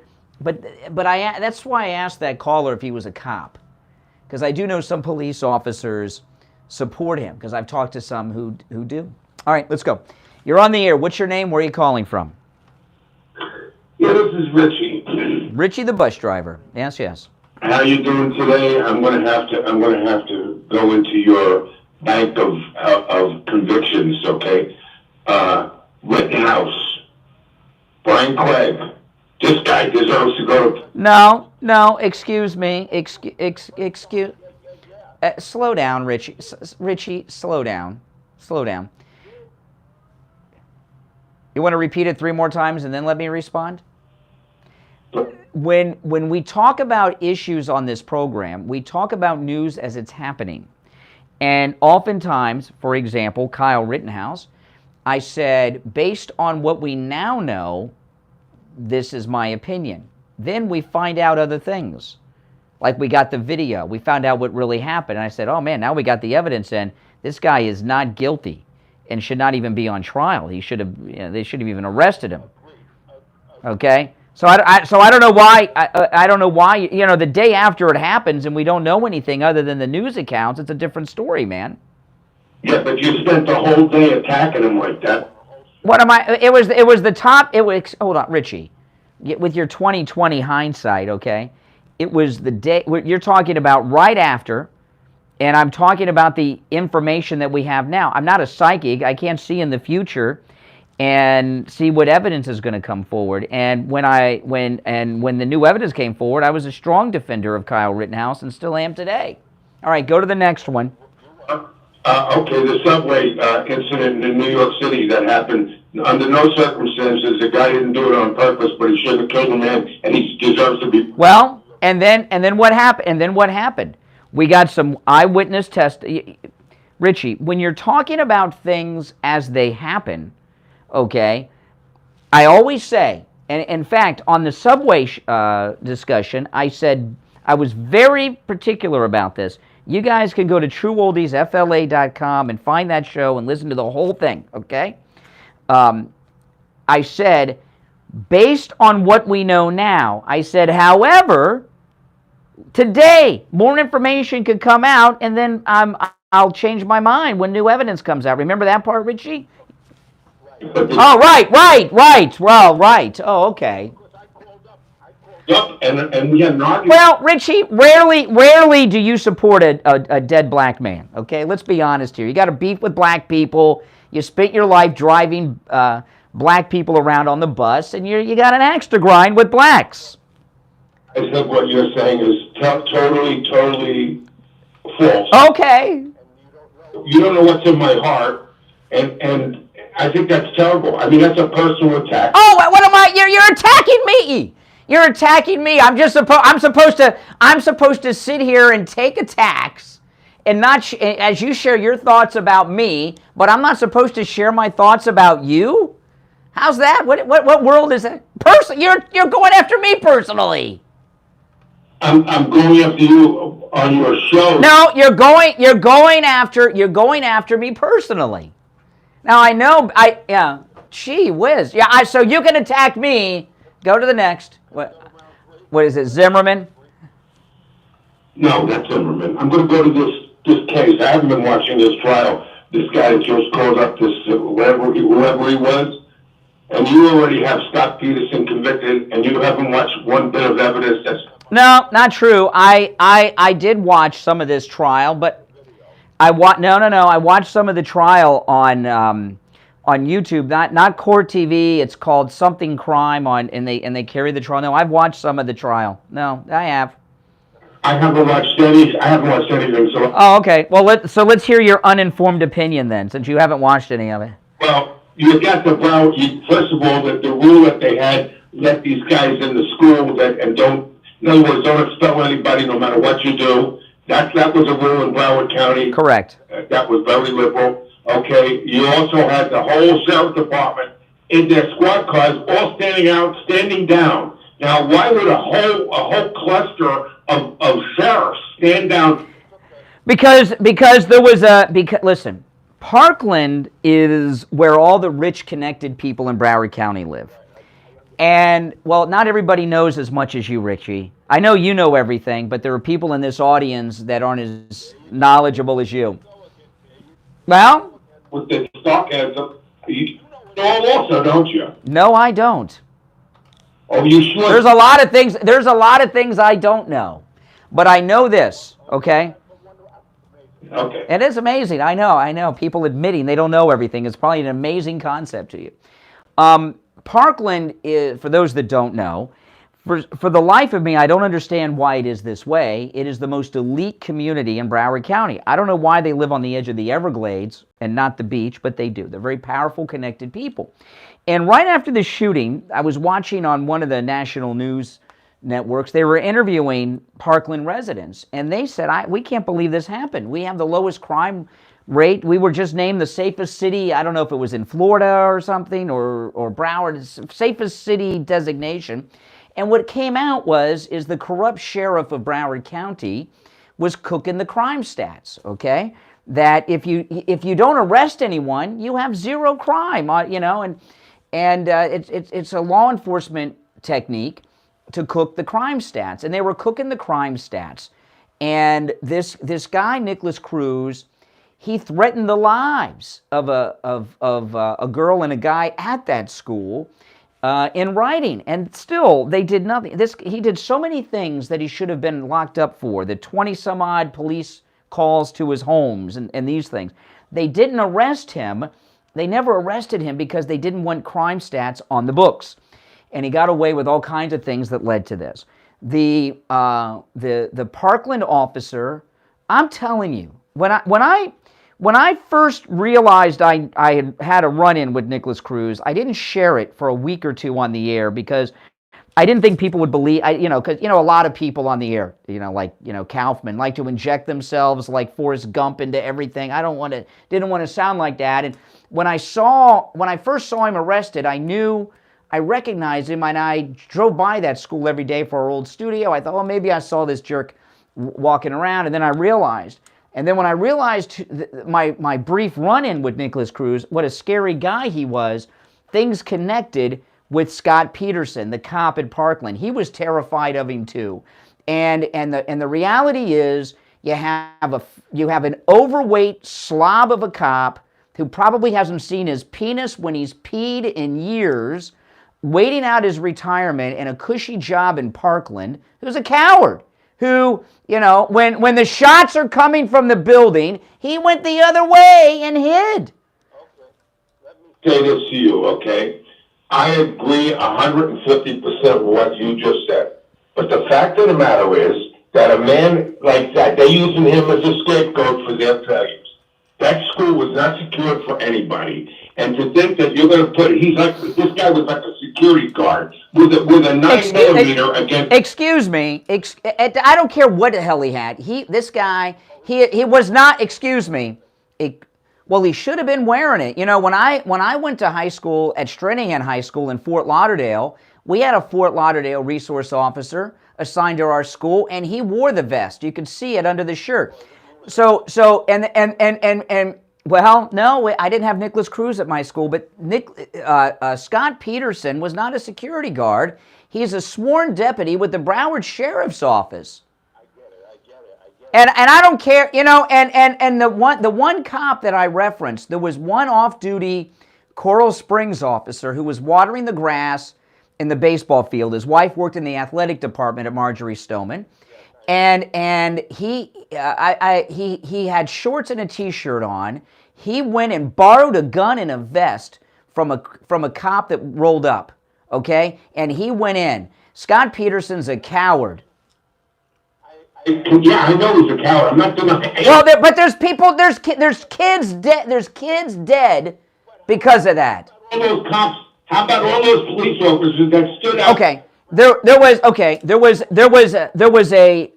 a Broward lieutenant, a female lieutenant who was a crony of the sheriff, who had no business having that job, and she went over there and pulled rank and had everyone circle the place and order them not to go in, including for paramedics who were begging to go in. She should be on trial too. She's on trial. Why isn't the officers that didn't? Well, I mean, why isn't Biden on trial? Does that mean it's okay to take bribes since he's not on trial? I mean, yeah, she should be on trial too. I'm closing and saying that I do like you, and it's not a personal attack. Yeah, I know. It's not a personal attack. I'm just attacking you, bro. All right, take care. All right, we'll be right back. Cold, hard truth. Delivered morning 6 to 9 right here on The Steve Kane Show. Brian Craig here. When it comes time to get my blood work done, I don't have time to spend hours in the doctor's office or waiting hours in one of those big labs. That's why I go to Any Lab Test Now of Boca and Any Lab Test Now of Coral Springs for all of my lab work. Their techs are highly skilled and professional, and their prices are guaranteed to be the lowest on lab work you'll find anywhere. Appointments aren't necessary. Doctor's orders and prescriptions, they're not needed either. I'm in and out in 15 minutes or less. I get the results the next day in my email box, and they also send them to my doctor. There's lots of Any Lab Test Nows around, but these are the only two advertising on our radio station. So don't use the rest. Only go to Any Lab Test Now of Boca and Any Lab Test Now of Coral Springs. Any Lab Test Now of Boca is in the Sandalfoot Plaza. That's where the Western Beef is, between Palmetto Park Road and Hillsborough Boulevard on the east side of State Road 7, 441. Any Lab Test Now of Coral Springs is on the southeast corner of University and Ramblewood by the Coral Square Mall. Call Any Lab Test Now of Boca at 561-237-5009.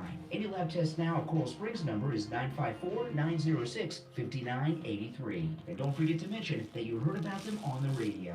Hi, it's Kate from Will Floor You. Your home remains your best investment. So why not jazz it up with new flooring? We're featuring Kerastan carpets, waterproof LVT, and engineered wood. For over 30 years, Kerastan has been a very important part of our flooring option. The high style and emphasizes on products that add value, aesthetics, and ease of everyday maintenance. Make Kerastan the best choice for your next flooring purchase. Here at Will Floor You, you can get the very best price on that new Kerastan carpet, who has long been a household name.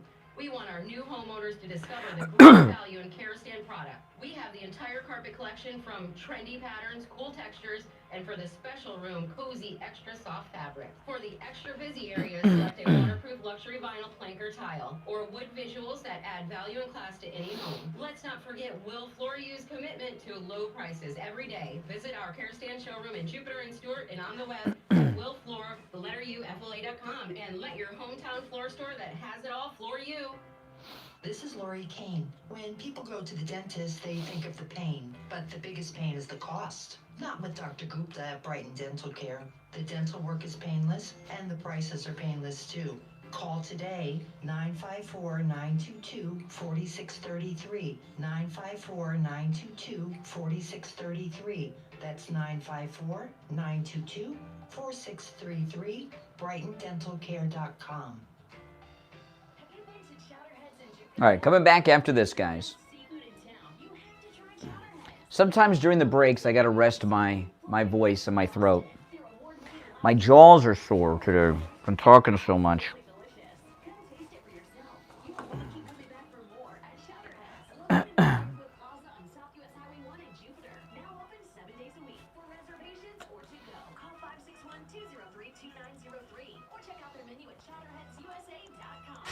We take on the social justice warriors for breakfast. Now the Steve Kane Show is on. All right, callers on hold, stand by. I'm Brian. It's the Steve Kane Show, Florida's longest-running radio show. You may have seen in the news that there's a hurricane coming towards Florida. Where it's going to hit, we don't exactly know. It's not a named storm yet. It's supposed to be the first named storm of the season, and a lot of people are new to Florida. Take hurricanes serious, okay? When we're at this stage, you know what you want to do? Fill up your car, keep your car filled, and when you buy supplies, don't buy anything you're not going to use anyway. You know, I'm completely set up for hurricanes. I got a generator. get a radio so you can listen to us. See, if the hurricane strikes, Mike here, the board, he'll be here in our hurricane shelter. I'll be at home, but Mike will be here. So you want your radio station. You want us tuned in on your radios. But also, if you have a wet spot on your ceiling, you have a leak in your roof, and you got a loose shingle or a loose tile on your roof, you need to call Tom Laporta at Laporta Contracting and get that fixed. When hurricanes come and they rip roofs off, well, what the wind is looking for is an entry point. And it gets that entry point and you're done. You're off to Kansas. And a loose tile on your roof, if you have a tiled roof, a loose shingle on your roof, that's all that air needs to get in there, and it gets that, next thing you know, your whole house is gone. You want to get it repaired. Tom Laporta, he'll never sell you a roof you do not need. And if you have an insurance claim, call your insurance company, but then call Tom Laporta. There are new insurance laws in Florida that allow Tom Laporta to negotiate directly with your insurance company on the cost of all repairs. And that's a pretty good thing. In the old days, we had to hire public adjusters. With Tom, you may not need a public adjuster. Public adjuster, I used one once. They got me my settlement from my insurance company a year later, and then I had to give them 20%. So I had to come up with the 20% towards the roof replacement on my own. With Tom Laporta doing the negotiation with your insurance company, you don't have that adjuster fee, all right? Some people hire lawyers. It's even more expensive. I'm going to give you Tom Laporta's number. Again, if you have a leak, a wet spot on your ceiling, call and get that fixed. But also, if everything's cool, write this number down and keep Tom Laporta's number on your refrigerator. You know, you may not be able to get online to get his number offline if the storm hits. All right, here's his number, 954-604-4602. By the way, Tom Laporta is a good MAGA guy, and this number rings directly to his cell phone. He covers both the east and west coast of Florida and everywhere in between. 954-604-4602. 954-604-4602. And online, LaportaContracting.com. You're on the air. What's your name? Where are you calling from? Good morning, Brian. It's Jeff from Maine. Hey, Jeff. Hey, do you remember when I called in after the Uvalde shooting? Yes. Got very passionate and I was yelling. I was in tears and I almost cry every time I think about it. I want you to know that any police officer that refuses to go into a live shooting into schools to save children's lives is a coward, and they should be charged dereliction of duty and never work as... I would charge him with manslaughter. You know, I remember people called, after the Parkland thing, I got a call or two from some jerks, you know, in the audience. They said, well, would you have gone into Building 12? Well, I'm not a cop, okay? I'm not a police officer. Peterson was, okay, a police officer. You know, that's a whole nother deal. I mean, would I go up against ISIS? I'm not a Marine, you know, I'm not in the service. I'd like to think I would do what those teachers did, go in unarmed to save their students. I'd like to think I'd do what that off-duty cop was doing that was watering the grass and go in, but if my kid wasn't in there, I probably would. But I'm not a cop. He was, and I believe, we'll find out, but I believe he knew damn well what was going on, and he was afraid of getting shot. That's what I think. And if he didn't have the vest on, well, he should have had it on. Aren't they supposed to be? I get pulled over for a ticket, they got the vest on. So I don't, and when you talk, just one thing before I forget, when you talk about Uvalde, every time I think about Uvalde, the image that pops in my mind is that one son of a gun cop that was waiting outside while little babies were being murdered, and he went and used the hand sanitizer hanging on the wall. Remember that jerk? I couldn't believe it. One guy was caught smiling, and another guy was, they caught several of them being nonchalant while hearing kids screaming for their lives. Yeah, they were trying to arrest parents. There was an off-duty federal agent who had a kid at the school, was getting his hair cut, and heard on the radio at the barbershop what was happening at Uvalde. He borrowed his shot. It's Texas. He borrowed a shotgun. I think it was a 12 gauge. It might have been a 30-30, which isn't a shotgun. I think it was a 12 gauge. He borrowed a rifle, a long gun, from the barber and drove there himself to save his kids. And these guys are sitting outside. You know, they should all be in jail in Uvalde. And I'll tell you, you know, there's a lot of conservative knee-jerk reaction to support cops when they do things because, you know, most cops are government workers. And government workers breeds incompetence and a lot of liberalism. And Uvalde is a border town that's run like Tijuana, Mexico, okay? It's very corrupt, and half those cops are probably just there because their brother's cousin's uncle is the chief or something. You know, I mean, it was disgusting. They should all be in jail with Peterson. Thank you. Exactly. And, you know, there's several Marines in this chat room, and I guarantee you, even without a bulletproof vest, hearing kids screaming for their lives, I would have charged that SOB and hoped that I could take rounds because every round he fired, not at a child, was saving a life. You know, I have...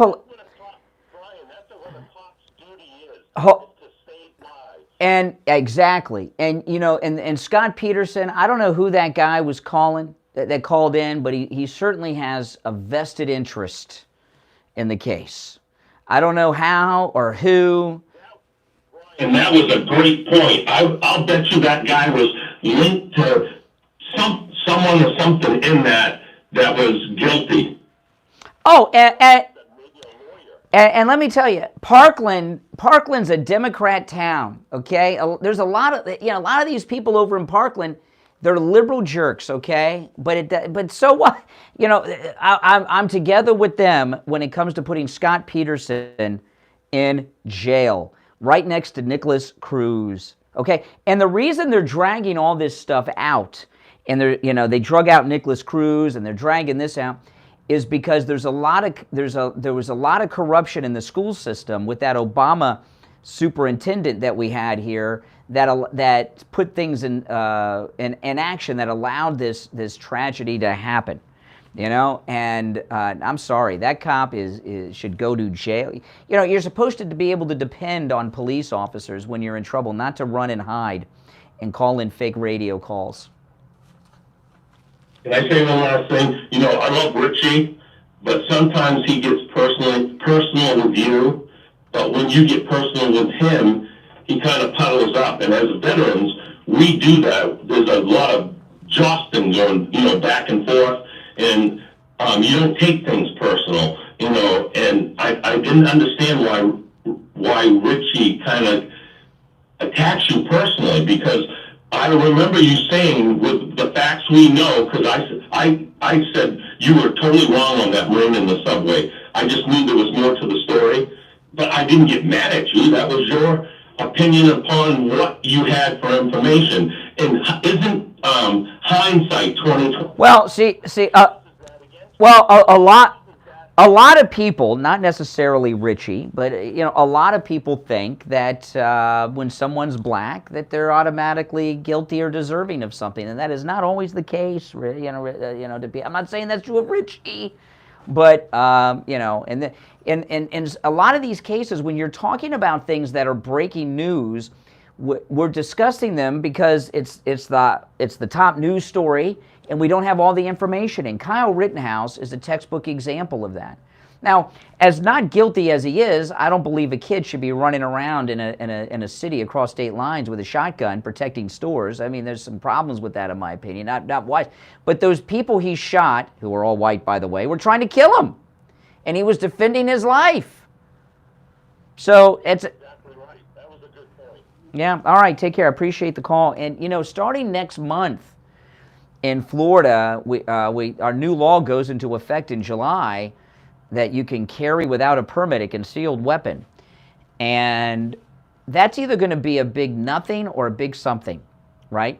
Either a lot of people are going to start carrying that aren't qualified, that don't know anything about guns and shouldn't be carrying, or no one's going to do it. But what happens starting in July could be very scary here in the state of Florida, because I'm a Second Amendment supporter, and I own a lot of guns, okay?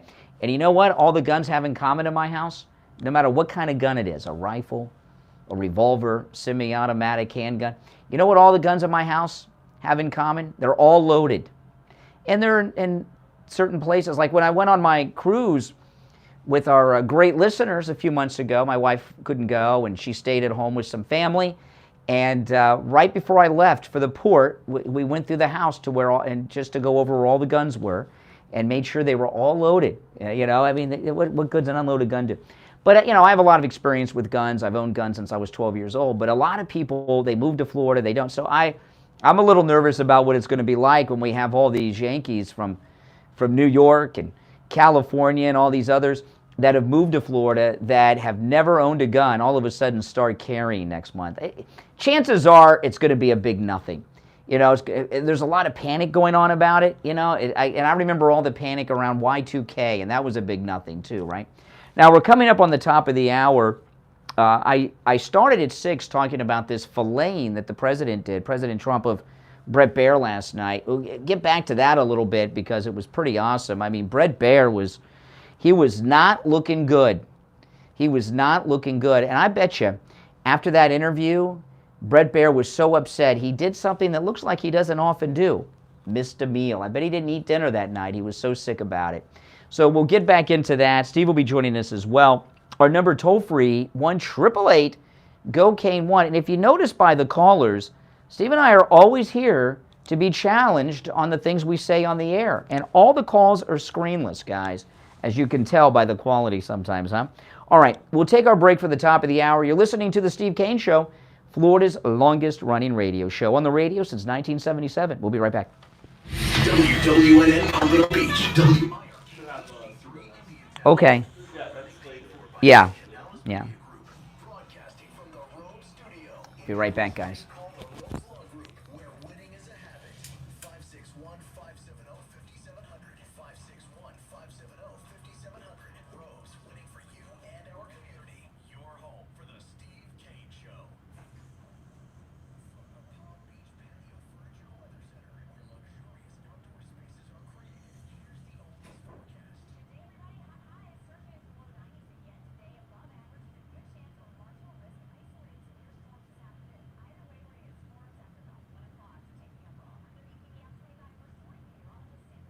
Weather brought to you by Palm Beach Patio Furniture. Route 1 Seminole Plaza Shops, North Palm Beach.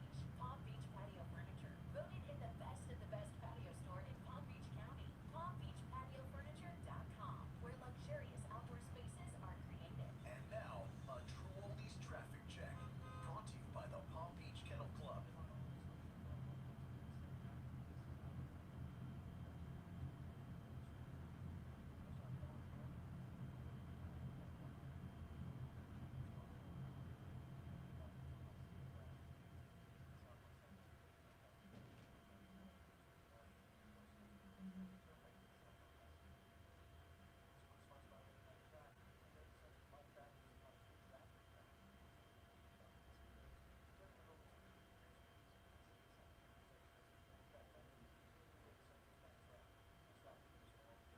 Traffic, a service of the Palm Beach Kennel Club. Come out to the newly renovated poker room at PBKC, open daily for cash games, high-end giveaways, mega bad beat jackpots, and big money tournaments. You can also play your favorite casino table games like Ultimate Texas Hold'em or 3-card poker with just a $5 minimum. For more information, go to pbkennelclub.com. Here's your True Oldies ABC News update. Now, I'm Lionel Moyer. The search continues about 900 miles east of Cape Cod at the Titanic wreckage site, 13,000 feet below the surface. A submersible will take scientists and tourists to see the wreck when missing Sunday with 5 people on board, and there's enough air to survive for just 96 hours. It's not certified by any government, and those who ride it have to sign a form saying, look, this is a risky maneuver, and not only could you be injured, but you could also die. ABC Sam Sweeney, been in the dark with extreme heat and powerful storms. Cooling centers opened up in public buildings that have generators, for example, especially in those parts of East Texas where electricity is still out. Libraries, community centers, some churches closing those doors. A lot of people come in during the daytime and some at night. The temperature is not falling much below the upper 80 degrees even at night. ABC Jim Ryan in Dallas. This is ABC News. Right now, I'm driving to work, but that's not where I'm going. I'm going to more important things. I'm going to visit Papa.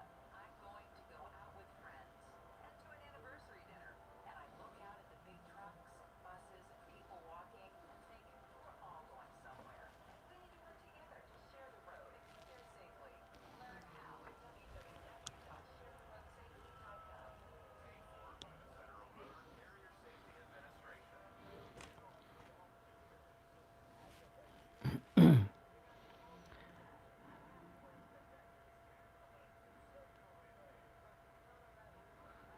I'm watching these people in the here at in the parking lot. There are full-size peacocks. I mean, massive peacocks that live here in our parking lot. And there's these ladies who come from time to time and feed them, and they are massive. I'm waiting for one of the peacocks to come out. They're trying to get the peacocks to come out so they can feed them.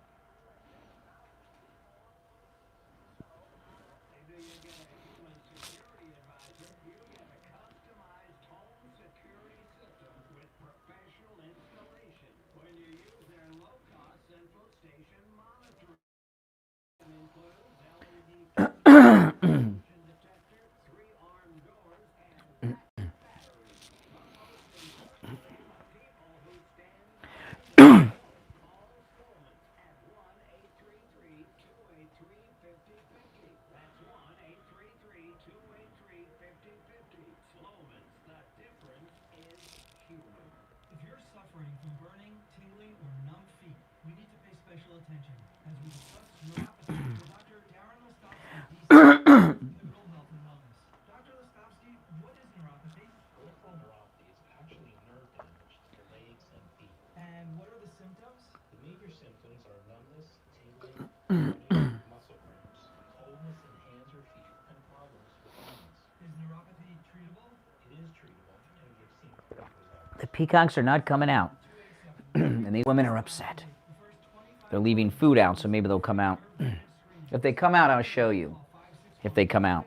I haven't seen them in a while. They used to walk all over the place, but they're very territorial peacocks. At least these are.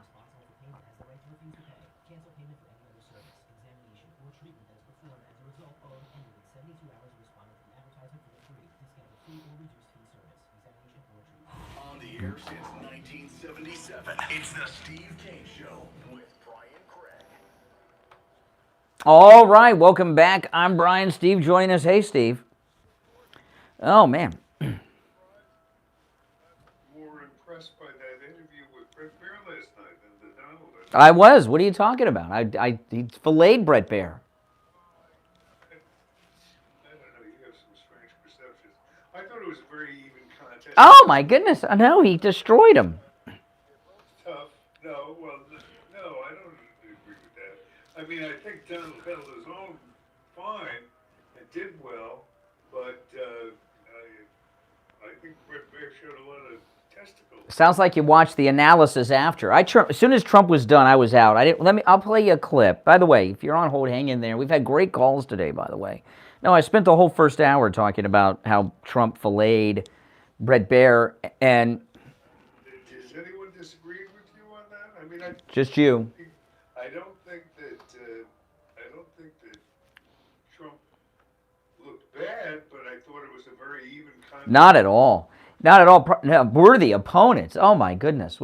Steve, you don't. Next time that Trump's on Fox, do not watch the Fox News analysis after.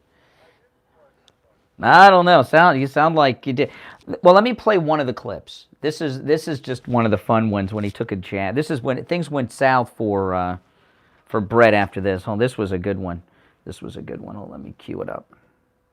More independent voters watch Fox News than any other TV source. A lot less than used to watch it. That was a good one. That was a good one. I loved it. I loved it. And you know, when he did that, you know, here's Bret bragging about their rating.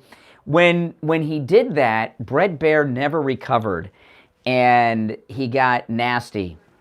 No getting around it. Oh, it was a great interview, and there was news broken in the interview. And see, the reason that Bret Baier did so poorly is because he hates Trump, and he's got anger behind him with his hatred towards President Trump. What conflicts?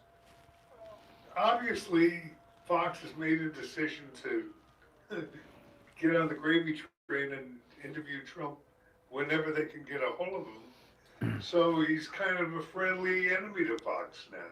Well, yeah, but when you bill yourself as a newsman, you're not supposed to. He wasn't interviewing Bin Laden or Saddam Hussein, all right, or Putin. He was interviewing President Trump. Look, Trump, speaking as somebody who does interviews now from time to time, Trump is a tough interview. I mean, there's no getting around. Not at all. He's easy interview. But Bret Baier had a few things going against him. The two major ones were this. The first one I mentioned, he hates Trump, so he's angry. So whenever you go into any type of on-air discussion with anyone and you're angry like that and consumed with rage and hate, you're going to look like a dope. But like the term hate, I don't. Oh yeah. In this instance. Steve, I was watching. Now. Bret Baier is with Donald Trump. I think conflicted describes it more accurately. I think he's very thrilled to have Trump. Oh no, he's pissed that he's having him on. Oh. Pissed? Yeah, he hated having Trump on. And Steve, because I watched him. I watched the interview. And I'll give you an example in a moment, but let me give out the number Steve sounds like Karl Rove here today with this interview. I'm shocked. You want to you want to praise DeSantis after the break? I want to get. Especially in the disabled shape that Fox finds. He did not want to interview Trump. He had to interview Trump to try to save some ratings because they're tanking. So you don't He didn't want to do it. He didn't want to do it. what? Watching the interview. I'll give you an example. But first, let me give out the number. I want to hear from people who saw the Bret Baier interview with President Trump, and you give your analysis of it. I think he was. I'll tell you how I knew he was ticked off. Okay. Now I was watching on my big TV. So Bret Baier, who's already kind of big, was super big in my living room. That's why I noticed his lipstick. He had this bizarre lipstick on that was all messed up and everything else, But when he was talking to Trump, his lip was quivering because he was so ticked off. It would be like if I had to interview Pence. He wanted to get the best of Trump. He didn't want him there. He hates him. He didn't want him there, but he had to do it. They made him do it. He had to do it, and he was ticked off. Bret Baier's the left. Yes. The left upper lip was like quivering and shaking during the interview, a sign of nervousness and anger. I agree with that. Yeah, so believe me, he did not want to do it, and he was angry that he had to do it. And he had to, yeah. Oh, no. He was very angry. He had to do it. Let me play you some other clips. I don't have them all queued up because I wasn't. I think he'd rather not. I think he would rather Fox go down like that submarine that's lost at the Titanic than have Trump on. I really do, because he's in that bubble of Trump hate. He understands that Trump. This is my view. I think he understands that Trump is a worthy opponent. No, worthy opponent. And hopes that maybe on a couple of occasions last night he would. You're dreaming. Okay, so here's the other problem. The first problem is the one I say he hated, and the second problem that Bret Baier had is he became an advocate for everyone that hates Trump, like Pence and Biden. Let me play this clip. That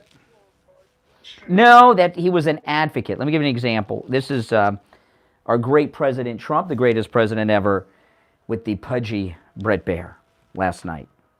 Your Vice President Mike Pence says... See, he's so upset he can't even say his name. He didn't even say Pence right. His lip is quivering. He's so nervous. But that's not why I played the clip. Your Vice President Mike Pence says he's, quote, deeply troubled by what's in the indictment. And he says, quote, the indictment contains serious charges and I cannot defend what's alleged. Mike Pence had documents that were classified. And he turned them over. No, he didn't turn them over. He got caught. His lawyers found some documents, and then he turned them over. Why did he have them? He shouldn't be saying that because he had classified documents. And immediately they said, oh, that's okay. And I suppose it's going to be okay with Biden, too, even though he has them in Chinatown, even though he has them in Delaware, and probably 100 times more than I have. So you're not worried about this case? Based on the law, zero. Okay. So here you got Bret Baier advocating for Pence. His performance last night. I'm talking about Bret Baier. Bret Baier's performance last night was equally as pathetic as Caitlin Collins on that CNN Trump town hall a month ago. Look at this. Oh well, Pence turned them in. No, he got caught. Didn't turn anything in. He got caught. And Trump pointed it out to him. He's advocating for Pence. Listen, we got a break, okay? But when we get back, we'll discuss more of this. Those of you that saw the interview, absolutely. Those of you that saw the interview, I think everyone but you is going to be on my side on this. Give us a call at 1-888-GO-CANE1. We'll be right back. Don't sit on the sidelines. Get in on the action. Call the Steve Kane Show live on air now. 888-GO-CANE1. This is the Steve Kane Show with... All right, and on the line we have attorney Barry Siegel from the Siegel Law Group. We're just 2 days away from your Living Trust seminar at the headquarters of the Siegel Law Group, Barry.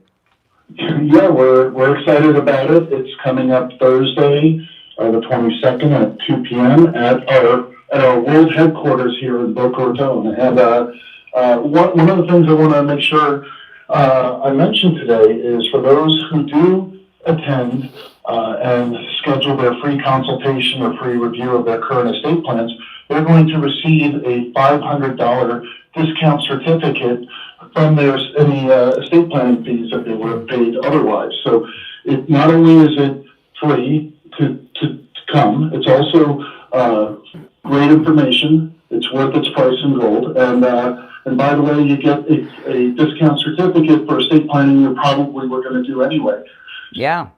You'll get all your questions answered. You'll get a lot of great information. You'll learn things that I'm sure you didn't know, things that could make a huge difference to protecting yourself and your family, not leaving a mess behind, making sure you don't go through the horrible process of probate. And it's all good.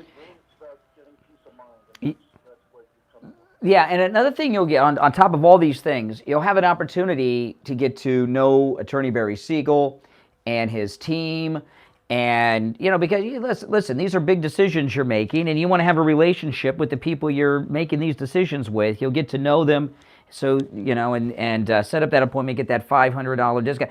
Now, the workshops do fill up, okay? So while they're free, of course, the Siegel Law Group does ask that you call and just let them know you're coming. And when you call, they'll give you directions and everything as well, okay? So the workshop, the Living Trust workshop is this Thursday. What time is it at, Barry? 2? Yeah, 2 p.m. Give the Siegel Law Group a call, toll free, 855-FLA-3782, 855-FLA-3782, and online, siegellawgroup.com. And I'll remind you, a lot of times when I've been to Attorney Barry Siegel's workshops, I run into adult children bringing their parents in. Because they want mom and dad to take care of things. It makes things easier on the kids and their families and everything else. And so if you're an adult child and you want to get your parents to get their affairs in order, bring them. Okay? All right, did I leave anything out, Barry? No, I think you got it all covered there, Brian. Okay, great. Well, listen, guys, call the Siegel Law Group and go to that workshop on Thursday. It'll be time well spent. All right, Attorney Barry Siegel, we'll talk later in the week. All right, back after this. Now, back to the Steve Kane Show with Brian Craig. Listen in the Palm Beaches on 95.9 FM, the Treasure Coast on 106.9 FM, hear us in Boca on 95.3 FM, Fort Lauderdale on 96.9 FM, and anywhere in the world at TrueOldiesFLA.com. All right, welcome back. I'm Brian Steves here. Now, before we get back to this, when I talk about Sloman's, I've been talking about how you have a real human security advisor and how important that is. Yesterday, my wife was dealing with something, and she was on the phone, the customer service, and it was all that computer-animated voice that sounds real. You know what I mean? And I couldn't, Steve, they were trying to fool her, right? So there's this computer-generated voice, and they even had fake keyboard typing, like on a computer, to try to make you think you're dealing with a real person when you're dealing with a computer. Listen, when you call Sloman's, you're going to deal with a real-life person, okay? And they're actually going to send a real-life person as the security advisor to your home, come to you, get to know your home, so that they know what will work best for you. And that's something that's very rare in this day and age, actually dealing with people, right, Steve, in this era of AI and all this stuff. So give Sloman's a call. Now, when you do, you're going to get a customized home security system with professional installation when you use their low-cost central station monitoring, which includes an LED touchscreen pad, a motion detector, 3 arm doors, a backup battery, and of course, you've got that real-life person security advisor. Here's the number, 833-283-5050. 833-283-5050. Okay, let's take a call or two. I got another clip that shows that Bret Baier is basically a press agent for this corrupt prosecutor. Before we go back to the phones, which we will right away, what is it exactly that you think I'm trying to say? That it was an even-handed interview, that no one won, it was a draw. And I think Bret Baier looked like a jerk and got his clock cleaned. Okay, I disagree with that. And discredited himself as a journalist. When I play the next clip, I'll explain with using Bret Baier's own words. You're on the air. What's your name? Where are you calling from? Good morning, Brian and Steve. It's Andrea. Hey, Andrea. Hey, Andrea. Bret Baier is what all the MSM are, which is propagandists, commie propagandists for the two-bit dictator that's in the White House. But I want to ask you a question, Brian. Did you just say that a woman gave stand-down orders at that school shooting? There was a lady lieutenant who took charge of the scene when she first arrived, and she was in command. I don't know what the title is, but she's in charge of that district of BSO where the school was, and she ordered them to set up a perimeter outside the building. That is correct. Okay, so parents jumped that perimeter and went in and saved their Well, no, you're talking about Uvalde. I'm talking about Parkland. Uvalde's when the parents jumped in. Okay, and that should be a very clear indication, and because we're going to just make some people super angry, that should be a very clear indication that women should not be in charge. Oh. In my opinion. Yeah, really. So you like a man in charge. That's a rare thing for a woman to say these days. What about? I thought you're not one of those women libbers. No. Well, it's an interesting. By the way, I've got no sound in my headset. Is there? I can hear you. Can you hear me? Well, wherever you're hearing me is working fine. So I don't know. Anyway, I think Andrea's making a good point. I mean, I think she's saying that men tend to be more aggressive in a situation like that. Unless their name's Scott Peterson. Some truth in that. Yeah. It's not 100%, but. Well, here's the thing.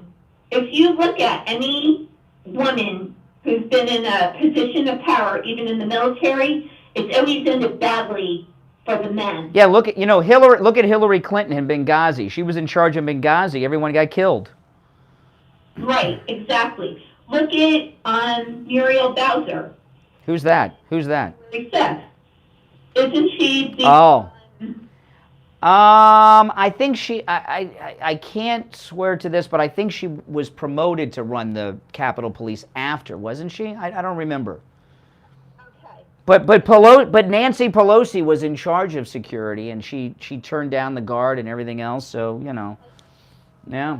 Another bad decision made by women. Well, because... Should not be in charge. Women... Maybe women are too emotional, don't think... Hyper emotional. Yes. Hyper emotional and easily manipulated. If they should not be in the military, they should not be in stressful situations. An interesting statement. What do you think now about the question at hand? Bret Baier and Trump. Did you see the interview last night? No, because I will never watch Fox News. You gotta watch it. Listen, Andrea, when Trump is on, watch. Give him the. I turned it on right as he came on, and as soon as they cut away, and Bret Baier said, after the break, we'll go to the Fox News panel, I was out. You want to give Trump the ratings. Part 2's tonight. All right, take care, Andrea. Okay, let me play this next clip. Hold. Oh yeah. What you did last night, you're giving Trump the ratings. Trump rating and not Fox. I'm letting Fox know that when Trump is on, you're doing good, but everything else you're doing bad, okay? You're doing poorly. That's what I'm telling him. We're out. When Trump's on, we're there. When he's not, we're out. Yeah, and I don't need to hear the Fox News panel tell us how great and praise this jerk Bret Baier. Okay, there was news made by President Trump, and Bret Baier didn't want to hear it. Let me play the clip, and then I'll explain it. Document. I had lots of paper. I had copies of newspaper articles. I had copies of magazines. This is specifically a quote. You're quoted on the recording saying the document was secret, adding that you could have declassified it while you were president, but quote, now I can't. You know, this is still secret, highly confidential. And the indictment cites the recording and the testimony from people in the room saying you showed it to people there that day. So you say on this on tape It says just the opposite. that you can't declassify, so why have it? When I said that I couldn't declassify it now, that's because I wasn't president. I never made any bones about that. When I'm not president, I can't declassify it. That's what you said. You I didn't said declassify it. that. I said no. I said I couldn't declassify. That wasn't a declassified it. document, Brett. There was no document. That was a massive amount of papers and everything else talking about Iran and other things. And it may have been held up or may not, but that was not a document. I didn't have a document per se. There was nothing to declassify. These were newspaper stories, magazine stories, and articles. Okay, now this tape that no one's seen, no one's heard, that CNN reported, and everybody else is copying them. That there's a tape of Trump showing the U.S. attack plans on Iran to people. He says there were no plans. That he had some newspaper articles and magazine articles. Well, the recording and the people in the room who testified. People are very dishonest people. They're thugs. They're thugs. If you look at what they've done to other people, what they've done to and overturned in the U.S. Supreme Court, these are thugs. The suggestion was that you wanted this as evidence that the military, the chairman of the Joint Chiefs, General Milley, had preemptively sent you plans for a possible attack on Iran, and that you didn't order that to happen. That's the suggestion. I never ordered it to happen, no. But that's why you wanted the document. I don't think I've ever seen a document from Milley. Milley, frankly, was incompetent. The last one I'd want to attack with as my leader would be Milley. That I can tell you. Okay, so Trump just debunked that entire audio tape of the secret Iran plans. He says he's never even seen plans to attack Iran. Never happened. Bret Baier doesn't want to hear it because he's an advocate for all the Trump haters, Steve. It was a very poor interview. Caitlin Collins level journalism. All right. Well, listen, it's time for our bottom of the hour break. Callers on hold, stand by. We'll take our break and be right back. Making morning radio great again. I think you're gonna really love it. It's the Steve Kane Show with Brian Craig.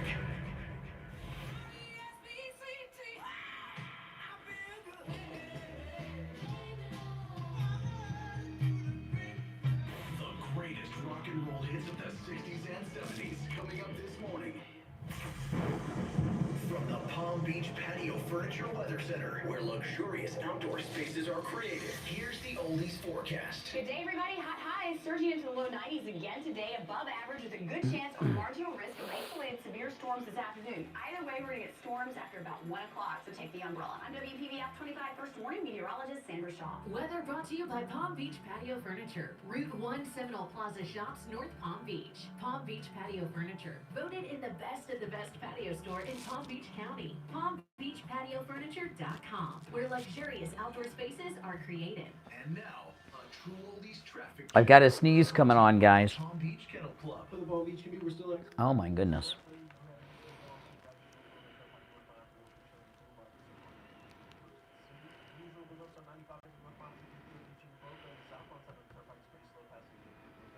Nope, it just went away.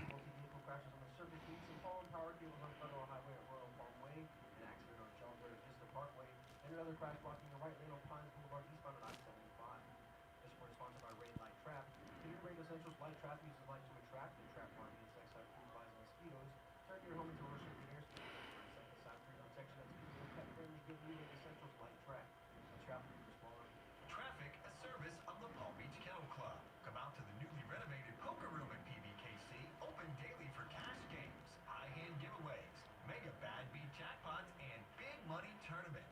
You can also play your favorite casino table games like Ultimate Texas Hold'em or 3-card poker with just a $5 minimum. For more information, go to pbkennelclub.com.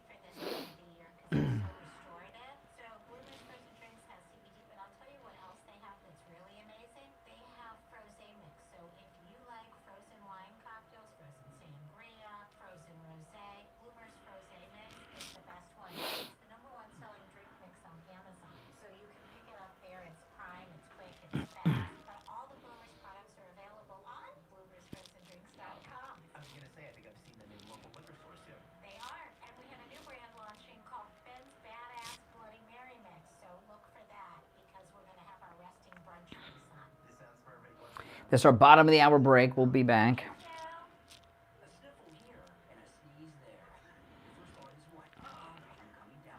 In a word, describe how well you think Trump. I think he destroyed Bret Baier. What do you guys think?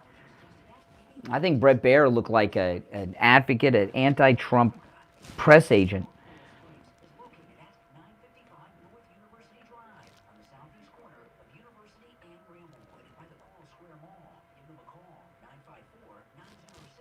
Yeah, I thought he did well. I love that part when, Bret Baier says, well, Pence turned his documents in. He didn't turn them in. He got caught.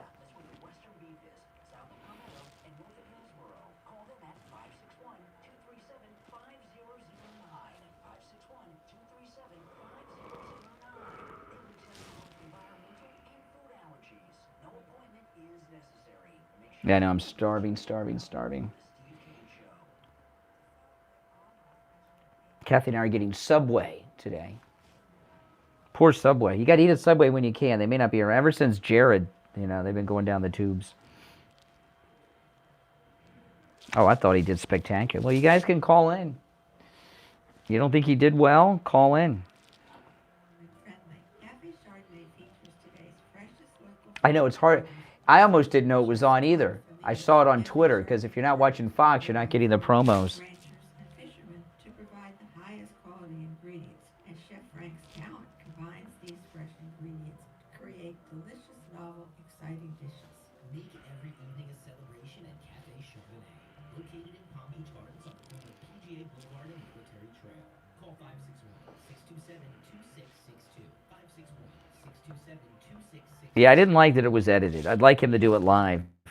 And be sure to enjoy a glass of wine from Cafe Chardonnay's legendary wine cellar. Hurricane season is here. Millions of people live in hurricane evacuation zones in Florida. This means that if an evacuation needs to happen, a lot of people need to get on the road. But if you're halfway full, you're halfway there. Keeping your gas tank at least half full during hurricane season ensures you won't have to wait in long lines to get gas when it's time to go. And you don't have to travel hundreds of miles. A half a tank of gas. That's right, I got the power of the force today. That's tens of miles away. For more tips, visit halfway full. My wife got me the shirt. The material is on. This is the most comfortable shirt. The material is awesome. Now, back to the Steve Kane Show with Brian Craig, celebrating 46 years on the air. All right, we're back. I'm Brian. Steve Kane is here. I say Trump cleaned Bret Baier's clock. Steve says no one won. It was a draw. And I don't know. Maybe we didn't watch the same interview. I don't know. You're on the air. What's your name? Where are you calling from? You're on the air. What's your name? No, here we go. Good morning. Good morning. Yes. Jay from Jersey. Hey, Jay. I'm here. Right. Okay, yeah, I got you. Let me see. Yeah, you got me. Let me see if you're going to let me say what I got to say. Now, you just played the recording again since you played it from this morning. Yes, I listened to it. Donald Trump, on the videotape where he says he was waving, did you first say there was no recording? Because you ain't heard it or seen it or all that, this, that, and the other. Do you realize the idiot said, I was waving around magazines, not government papers, for him to say, waving around. Let me finish. For him to say that he was waving around magazines and other papers on his desk, that means there's a recording, you dummy. I didn't say there's not a recording of President Trump. I said, no, I said, everything he does is record. I said there's not a recording of him sharing classified attack plans on Iran with anyone. Big difference. Listen to this. Okay, now let me answer that. Why would he say, if I was still president, I could declassify this? If he was waving around a magazine, why would he need to declassify a magazine? Is he that big of a... You can't declassify a magazine. Well, first off, he said I'm trying. Does it make you feel good to yell at a white guy? Yes, it does? You want to yell some more, get some of that? Is that kind of like your reparations? You like yelling at a white guy, make you feel powerful? Yeah, it does. See, isn't that something? Isn't that something? I mean, wow. This is like therapy. No, I am answering. I am answering. Look how you manipulated that little clip you put in of our conversation Friday on your little clip that you put up. I noticed that, and how you just changed the subject of everything that I... Oh, wow. You listen, you follow me all over town. This is, okay. You're obsessed. You're obsessed. You know I'm married, right? Oh, you're gay anyway. You love... Yes. Mm-hmm. Yes, I do love Trump. I do love Trump. What's wrong? So you don't like gay people? The man talk about another man 24 hours a day. It doesn't make sense. You're so obsessed. It's ridiculous. Your underwear on that has Trump on it. You're sick. You're sick. Now answer the question. Oh, wow. Now I'm allowed. I'm allowed. Okay. He is my overseer.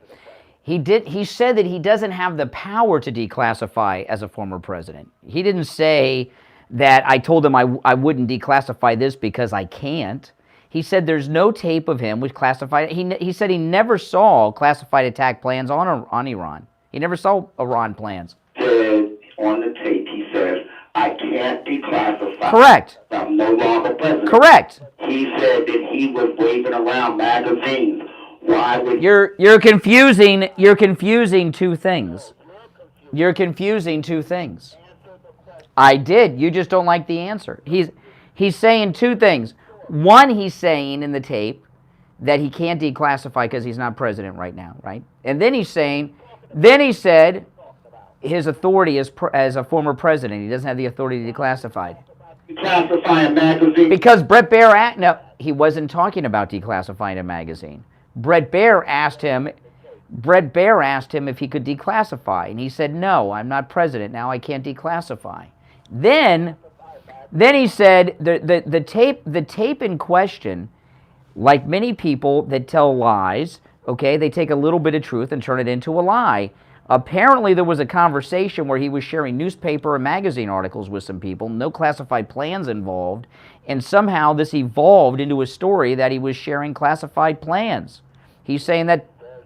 Talking about declassifying, you can't answer. He was talking about declassifying with Bret Baier. It's not against the law to talk about declassifying things. Said, in the tape it says, he said, I can't declassify because I'm not president anymore. So what? He had a magazine. So what? So why is it a crime to say you can't declassify something? He didn't say anything about a magazine other than that he had a magazine. Statement on the tape says he has classified paper. All right, Jay. All right, Jay. Yeah. Uh-huh. Not at all. Not at all. To tell you the truth, you can't debunk what I just told. I will play the clip again, okay? But I'm going to pull it up. I'm going to pull it up. Oh, he doesn't want to hear it. He doesn't want to hear it. He doesn't want to hear it. Now, I just want to say this because I know you're going to hang up on me soon. No, I'm not. I'm going to play the clip. You know, people from Trump can't be listening. Would you please ask Trump to stop sitting there with his hands like a little monkey hitting tambourines around, going back and forth. He looks so stupid when he does that. Please tell him to stop. You're his friend. You're his confidant. Tell him that. Now go ahead and tell me who's going to play. You're losing it, Jay. No, I'm okay. I'm good. All right. Why would I be... If I was scared of you, why would I keep you on the air? Want me to call? Would you? I could call or not. I don't mind your calls. I think you contribute. You know, if I were scared of you, like if you were... Like, you mean scared like you make me look bad on the show? You think you make me look bad on the air? It's because whenever I ask you something, you give a different answer and take it to... No, I just don't give you the answer you want. What... You think I'm afraid of you? Like, what am I afraid of with you? Because when I tell you something that's true, you don't want it to be known so somebody else can realize it. Just like you realize, why would he be declassifying a map? Okay, now before I play the clip, make sense of this. If I were truly afraid of you because you were humiliating me so bad in front of the audience, well, if I'm afraid of you, why do I keep you on the air? If I'm afraid of you, why don't I just cut you off, dump it, because we're on delay? No one would know you even called but me and Mike, you know? And why? If I'm afraid of you, why do I continue this? never answer my questions like I said. That's what you're afraid of. Doesn't make a lot of sense. Okay, all right. So let me play the clip again. This is President Trump with the pudgy Bret Baier last night. It wasn't a document. I had lots of paper. I had copies of newspaper articles. I had copies of magazines. This is specifically a quote. You're quoted on the recording saying the document was secret, adding that you could have declassified it while you were president, but quote, now I can't. You know, this is still secret, highly confidential. And the indictment cites the recording and the testimony from people in the room saying you showed it to people there that day. So you say on this on tape, it says just the opposite. That you can't declassify, so why have it? When I said that I couldn't declassify it now, that's because I wasn't president. I never made any bones about that. When I'm not president, I can't declassify. That's what you said. You didn't declassify it. I said no. I said I couldn't. That wasn't a document, Brett. There was no document. That was a massive amount of papers and everything else talking about Iran and other things. And it may have been held up or may not, but that was not a document. I didn't have a document per se. There was nothing to declassify. These were newspaper stories, magazine stories, and articles. I'm just saying. Okay, so no documents, nothing. Okay, did you just hear it again? He said it was a magazine. He said you you were going to. You can't. You're talking. Listen, Jay. We're never going to listen. We're never going to agree. You're never going to agree with this because you have stage 4 Trump derangement syndrome. No, he's talking about two things. He's talking about two different things. One, he said, as a former president, I do not have the authority to classify or declassify. That's one part of the conversation. No. And then the next part, Bret Baier says, well, what about this tape? He says, there's no documents. He says, I don't know about the tape, but I had a magazine. I might have held a magazine up. There's two different things, Jay. Your audience cannot be this ridiculous. They can't see that. You're the audience. You're part of the audience. Yes, I am. Why would he be talking about declassifying if he wasn't talking about a magazine? It makes no sense to declass. You don't classify magazines. That's what I'm trying to tell you. Okay. So you agree with this thing enough. Oh my goodness. But I'm afraid of him. Step in and separate them. I'm afraid of him because he makes me look so bad, but I keep him on for 15 minutes. That's how afraid I am. Oh my! The only reason that call ended is because it's time for the Gold Report.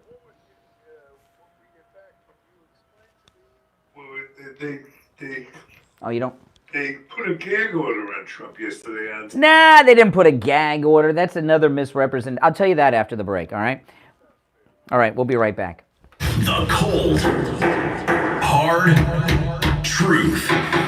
Delivered morning 6 to 9 right here on The Steve Kane Show. All right, and it's Gold Report time with William Youngerman from the offices of William Youngerman Incorporated. As we check in with him every morning at this time with the gold and precious metal prices, the closings yesterday, the openings today. William Youngerman, how the metals looking? And metals are slightly lower this morning as we start off the real trading week. Yesterday was abbreviated trading with only the European markets open. Today we've got gold down $2.80, currently at $1,948 the ounce.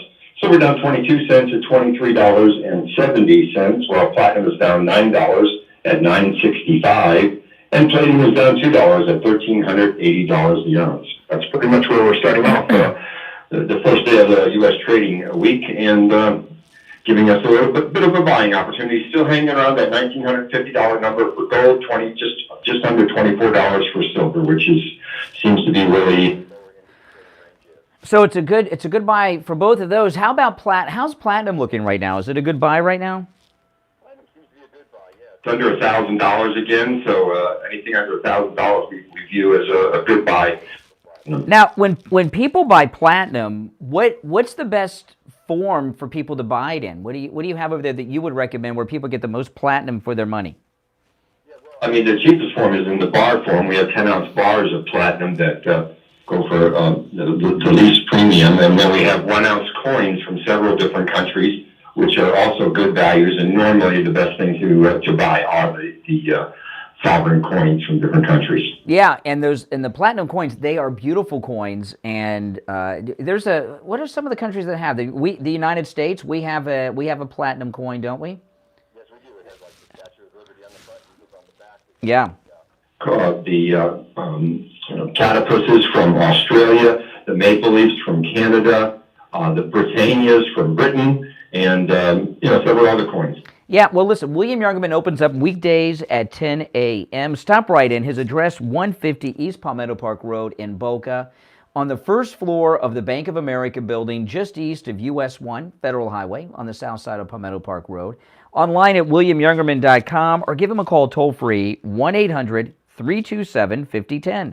1-800-327-5010. All right, William Youngerman, we'll touch base tomorrow. Okay, have a great day. All right, back after this. We take on the social justice warriors for breakfast. Now the Steve Kane Show is on the air. All right, we are back. Callers on hold, stand by. I'm Brian Steve Show. Let me just explain this thing with the judge yesterday, Steve. Now, I might be wrong about the judge, but I think it might have been the magistrate in Miami, not the MAGA judge in Fort Pierce. I might be wrong about that part. But what the judge ordered is that Trump can't share the classified documents publicly on True Social or talk about them publicly. Well, they're already classified, so he can't talk about them anyway. So there's already an order. If it's classified, you can't share them. So I don't understand the significance of that order yesterday. It's not a gag order. There's already a gag order against talking about classified things, right? So that's that. Those the few remaining minutes we have left, I would love to get some insights into that, Chris. Yeah. All right, well, listen, our number's toll-free, 1-888-GO-KANE-1. You're on the air. What's your name? Where are you calling from? What's your name? Oh, we got a bad cell connection. We'll give it one more go. Go ahead. All right, Lake Worth, what's up? Yeah, I don't have cable, but just listening to Bret Baier ask his questions, you can hear the hostility and the tone of hostility in his voice. Mm-hmm. First of all, all this stuff that they've thrown up against Trump since 2016 has all been fake. So why would Bret Baier ask questions like, this stuff is all real? Why not ask a question like this? Mr. President, it says in the court documents this, and this. Could you please comment on that? Because he hates Trump and he works for a Fox-hating network. And that's the way it is. And that's, the only reason they had Trump on is to try to boost their ratings because they're tanking. Yeah, but Steve, we all have had to do things we didn't want to do. Okay? And he didn't want to do it. He hates Trump. He's ticked off that he had to have him on his program. The best of him, and I would agree with you that he certainly didn't get I think it was a very... Steve, he would have been nicer to Putin. Bret Baier. I mean, like when... Listen, yeah, because he's a jerk. Listen, when Bret Baier said, well, Pence turned his documents in, and so did Biden. Biden didn't turn anything in, and by the way, he still has them. He's been collecting them for 50 years. Pence got busted. He didn't turn anything in. And Bret Baier was an advocate for the anti-Trump people, and it was obvious during the whole interview. It was journalistic malpractice. Responsible journalistic type interview. He was a hack, state-controlled guy.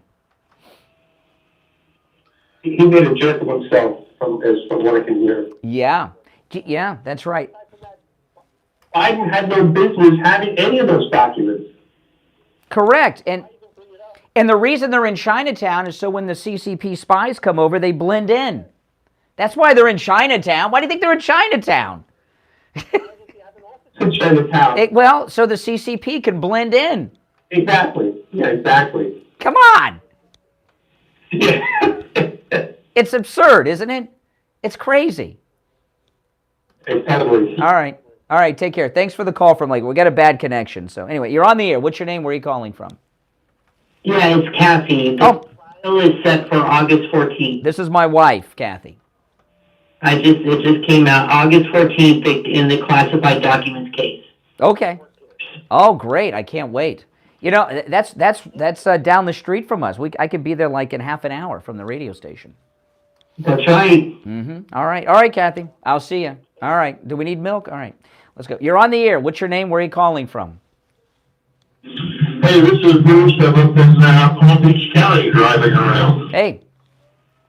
Your dear friend, the racist friend from New Jersey, missed an important point from what Trump answered. He said that after he said, I had magazines and newspaper articles on my desk, there was nothing to classify. He missed that statement entirely. Well, yeah, and did you hear when I asked Jay from Jersey, does it make you feel good to yell at a white man? He said yes. He said yes. Oh, yeah. Then he started doing it more and was savoring the moment. Yeah. Credit for honesty. Huh? That was an emotional slip. That was just an emotional slip. You know, he lost control. You're on the air. What's your name? Where are you calling from? Bill from Boynton Beach. Hey, Bill. There's an old saying that you should probably be aware of, but obviously you're not. The old saying is that pigs love it when you get down in the dirt with them because after a while you can't tell the difference between the two people involved. And that's exactly what happens every time you talk with both Jay and Renee. Your little tete-a-tete with Jay just now was absolutely worthless. Not at all. No, excuse me. No, I'm going to slow down here. No. No.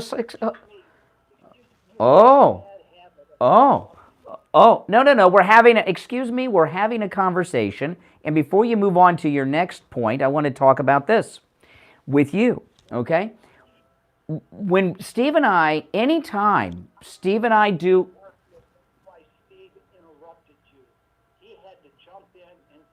Oh, my goodness. No, Steve, did you jump in and save me, Steve?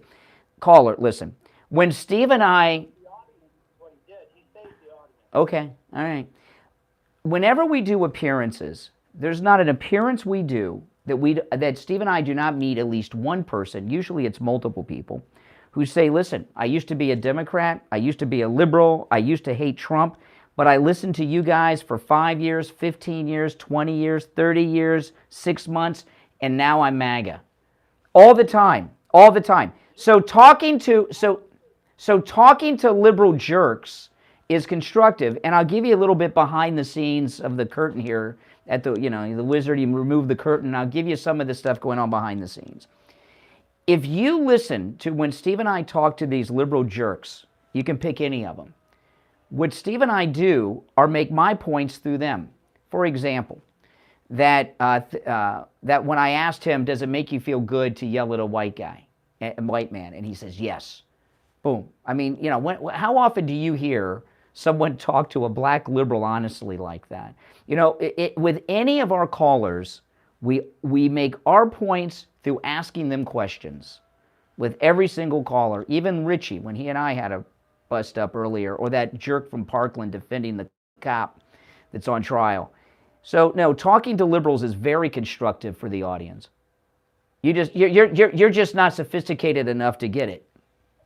I am beyond sophisticated. Oh yes, I can tell. Yes. You make no points. You make no points talking to Jay. You make no points talking to Renee. And seldom do you make any points talking to Tom, okay? Who's Tom? Oh, Jesus Christ. Tom? Oh, my goodness. Well, we just brought out something with you. I mean, taking the Lord's name in vain. My goodness. Well, clutch your pearls, okay? Well, if you will. You need one. No points. Oh, what do you? Let me ask you a question. What do you do for a living? None of your business. Oh, none of my business. I host a radio show. Microphone. I wouldn't. So you know what I do for a living? I do other things too. I'm a YouTuber. I have a podcast, the #3 must listen to conservative podcast in America. You know, these little things like that. But what do you know about me? Why are you embarrassed to tell people what you do for a living? Because this isn't about me. Oh, it is about you. No need to be embarrassed. Are you retired? Maybe you don't work. Are you retired? Let's take that podcast comment for a second. You know, you've made that, and I've gone through a number of times and tried to find the listings of podcasts. I can't find you anywhere. Well, I will show it to you. But I want to ask you again. This guy, I'm so bad, he's researching me. I'm so bad. I'm so terrible at what I do. You're researching me. Why will you not tell the audience anything about you? What are you embarrassed of? Tactic that you use, and you've used it so many times, I laugh every time. You try and turn the conversation. No. Because often, listen, we're up against the end of the show, so we're short on time, and I got a spot I got to fit in. Okay, but here's the thing, caller. Here's the thing, caller. Most often, when someone has a grudge, like you, or Tom's the anti-Trump guy, or Jay from Jersey, when someone has a grudge like you, usually it's not, the grudge is about something that they're not talking about. Like there's a beef with you that you're not really sharing. If it's such a waste of time, and researching me? I'm curious. You say you're. Oh, so you're interested. We're interesting. Well, thank you for that compliment. So you find us interesting. Well, thank you. I appreciate that. No. You said no. You said it's interesting. You find us. We are interesting people. Thank you for your call. On that note, now, see, boom. You know, in this line of work, our biggest fans think they hate us. It's a weird thing. Remember Joan Collins on Dynasty, the villain? She was the most popular actress in America. That's us, right? All right, now, Steve, huge announcement from My Pillow. There's a major sale going on right now on the My Pillow My Slippers. You know, the My Pillow slippers, you can get them for as low as $25 a pair with our promo code KANE at checkout, KANE. Oh my goodness, that'll be your third pair. And you know what? Do you know which color you ordered? Oh, I'm getting the blue. Yes, that's like I'm getting the light blue, which is the baby blue. Oh my goodness. Well, we'll have to make sure not to wear them at the same time. Okay, people will think we're a couple. But isn't that funny? Isn't that funny? But Steve and I both ordered the same color slippers.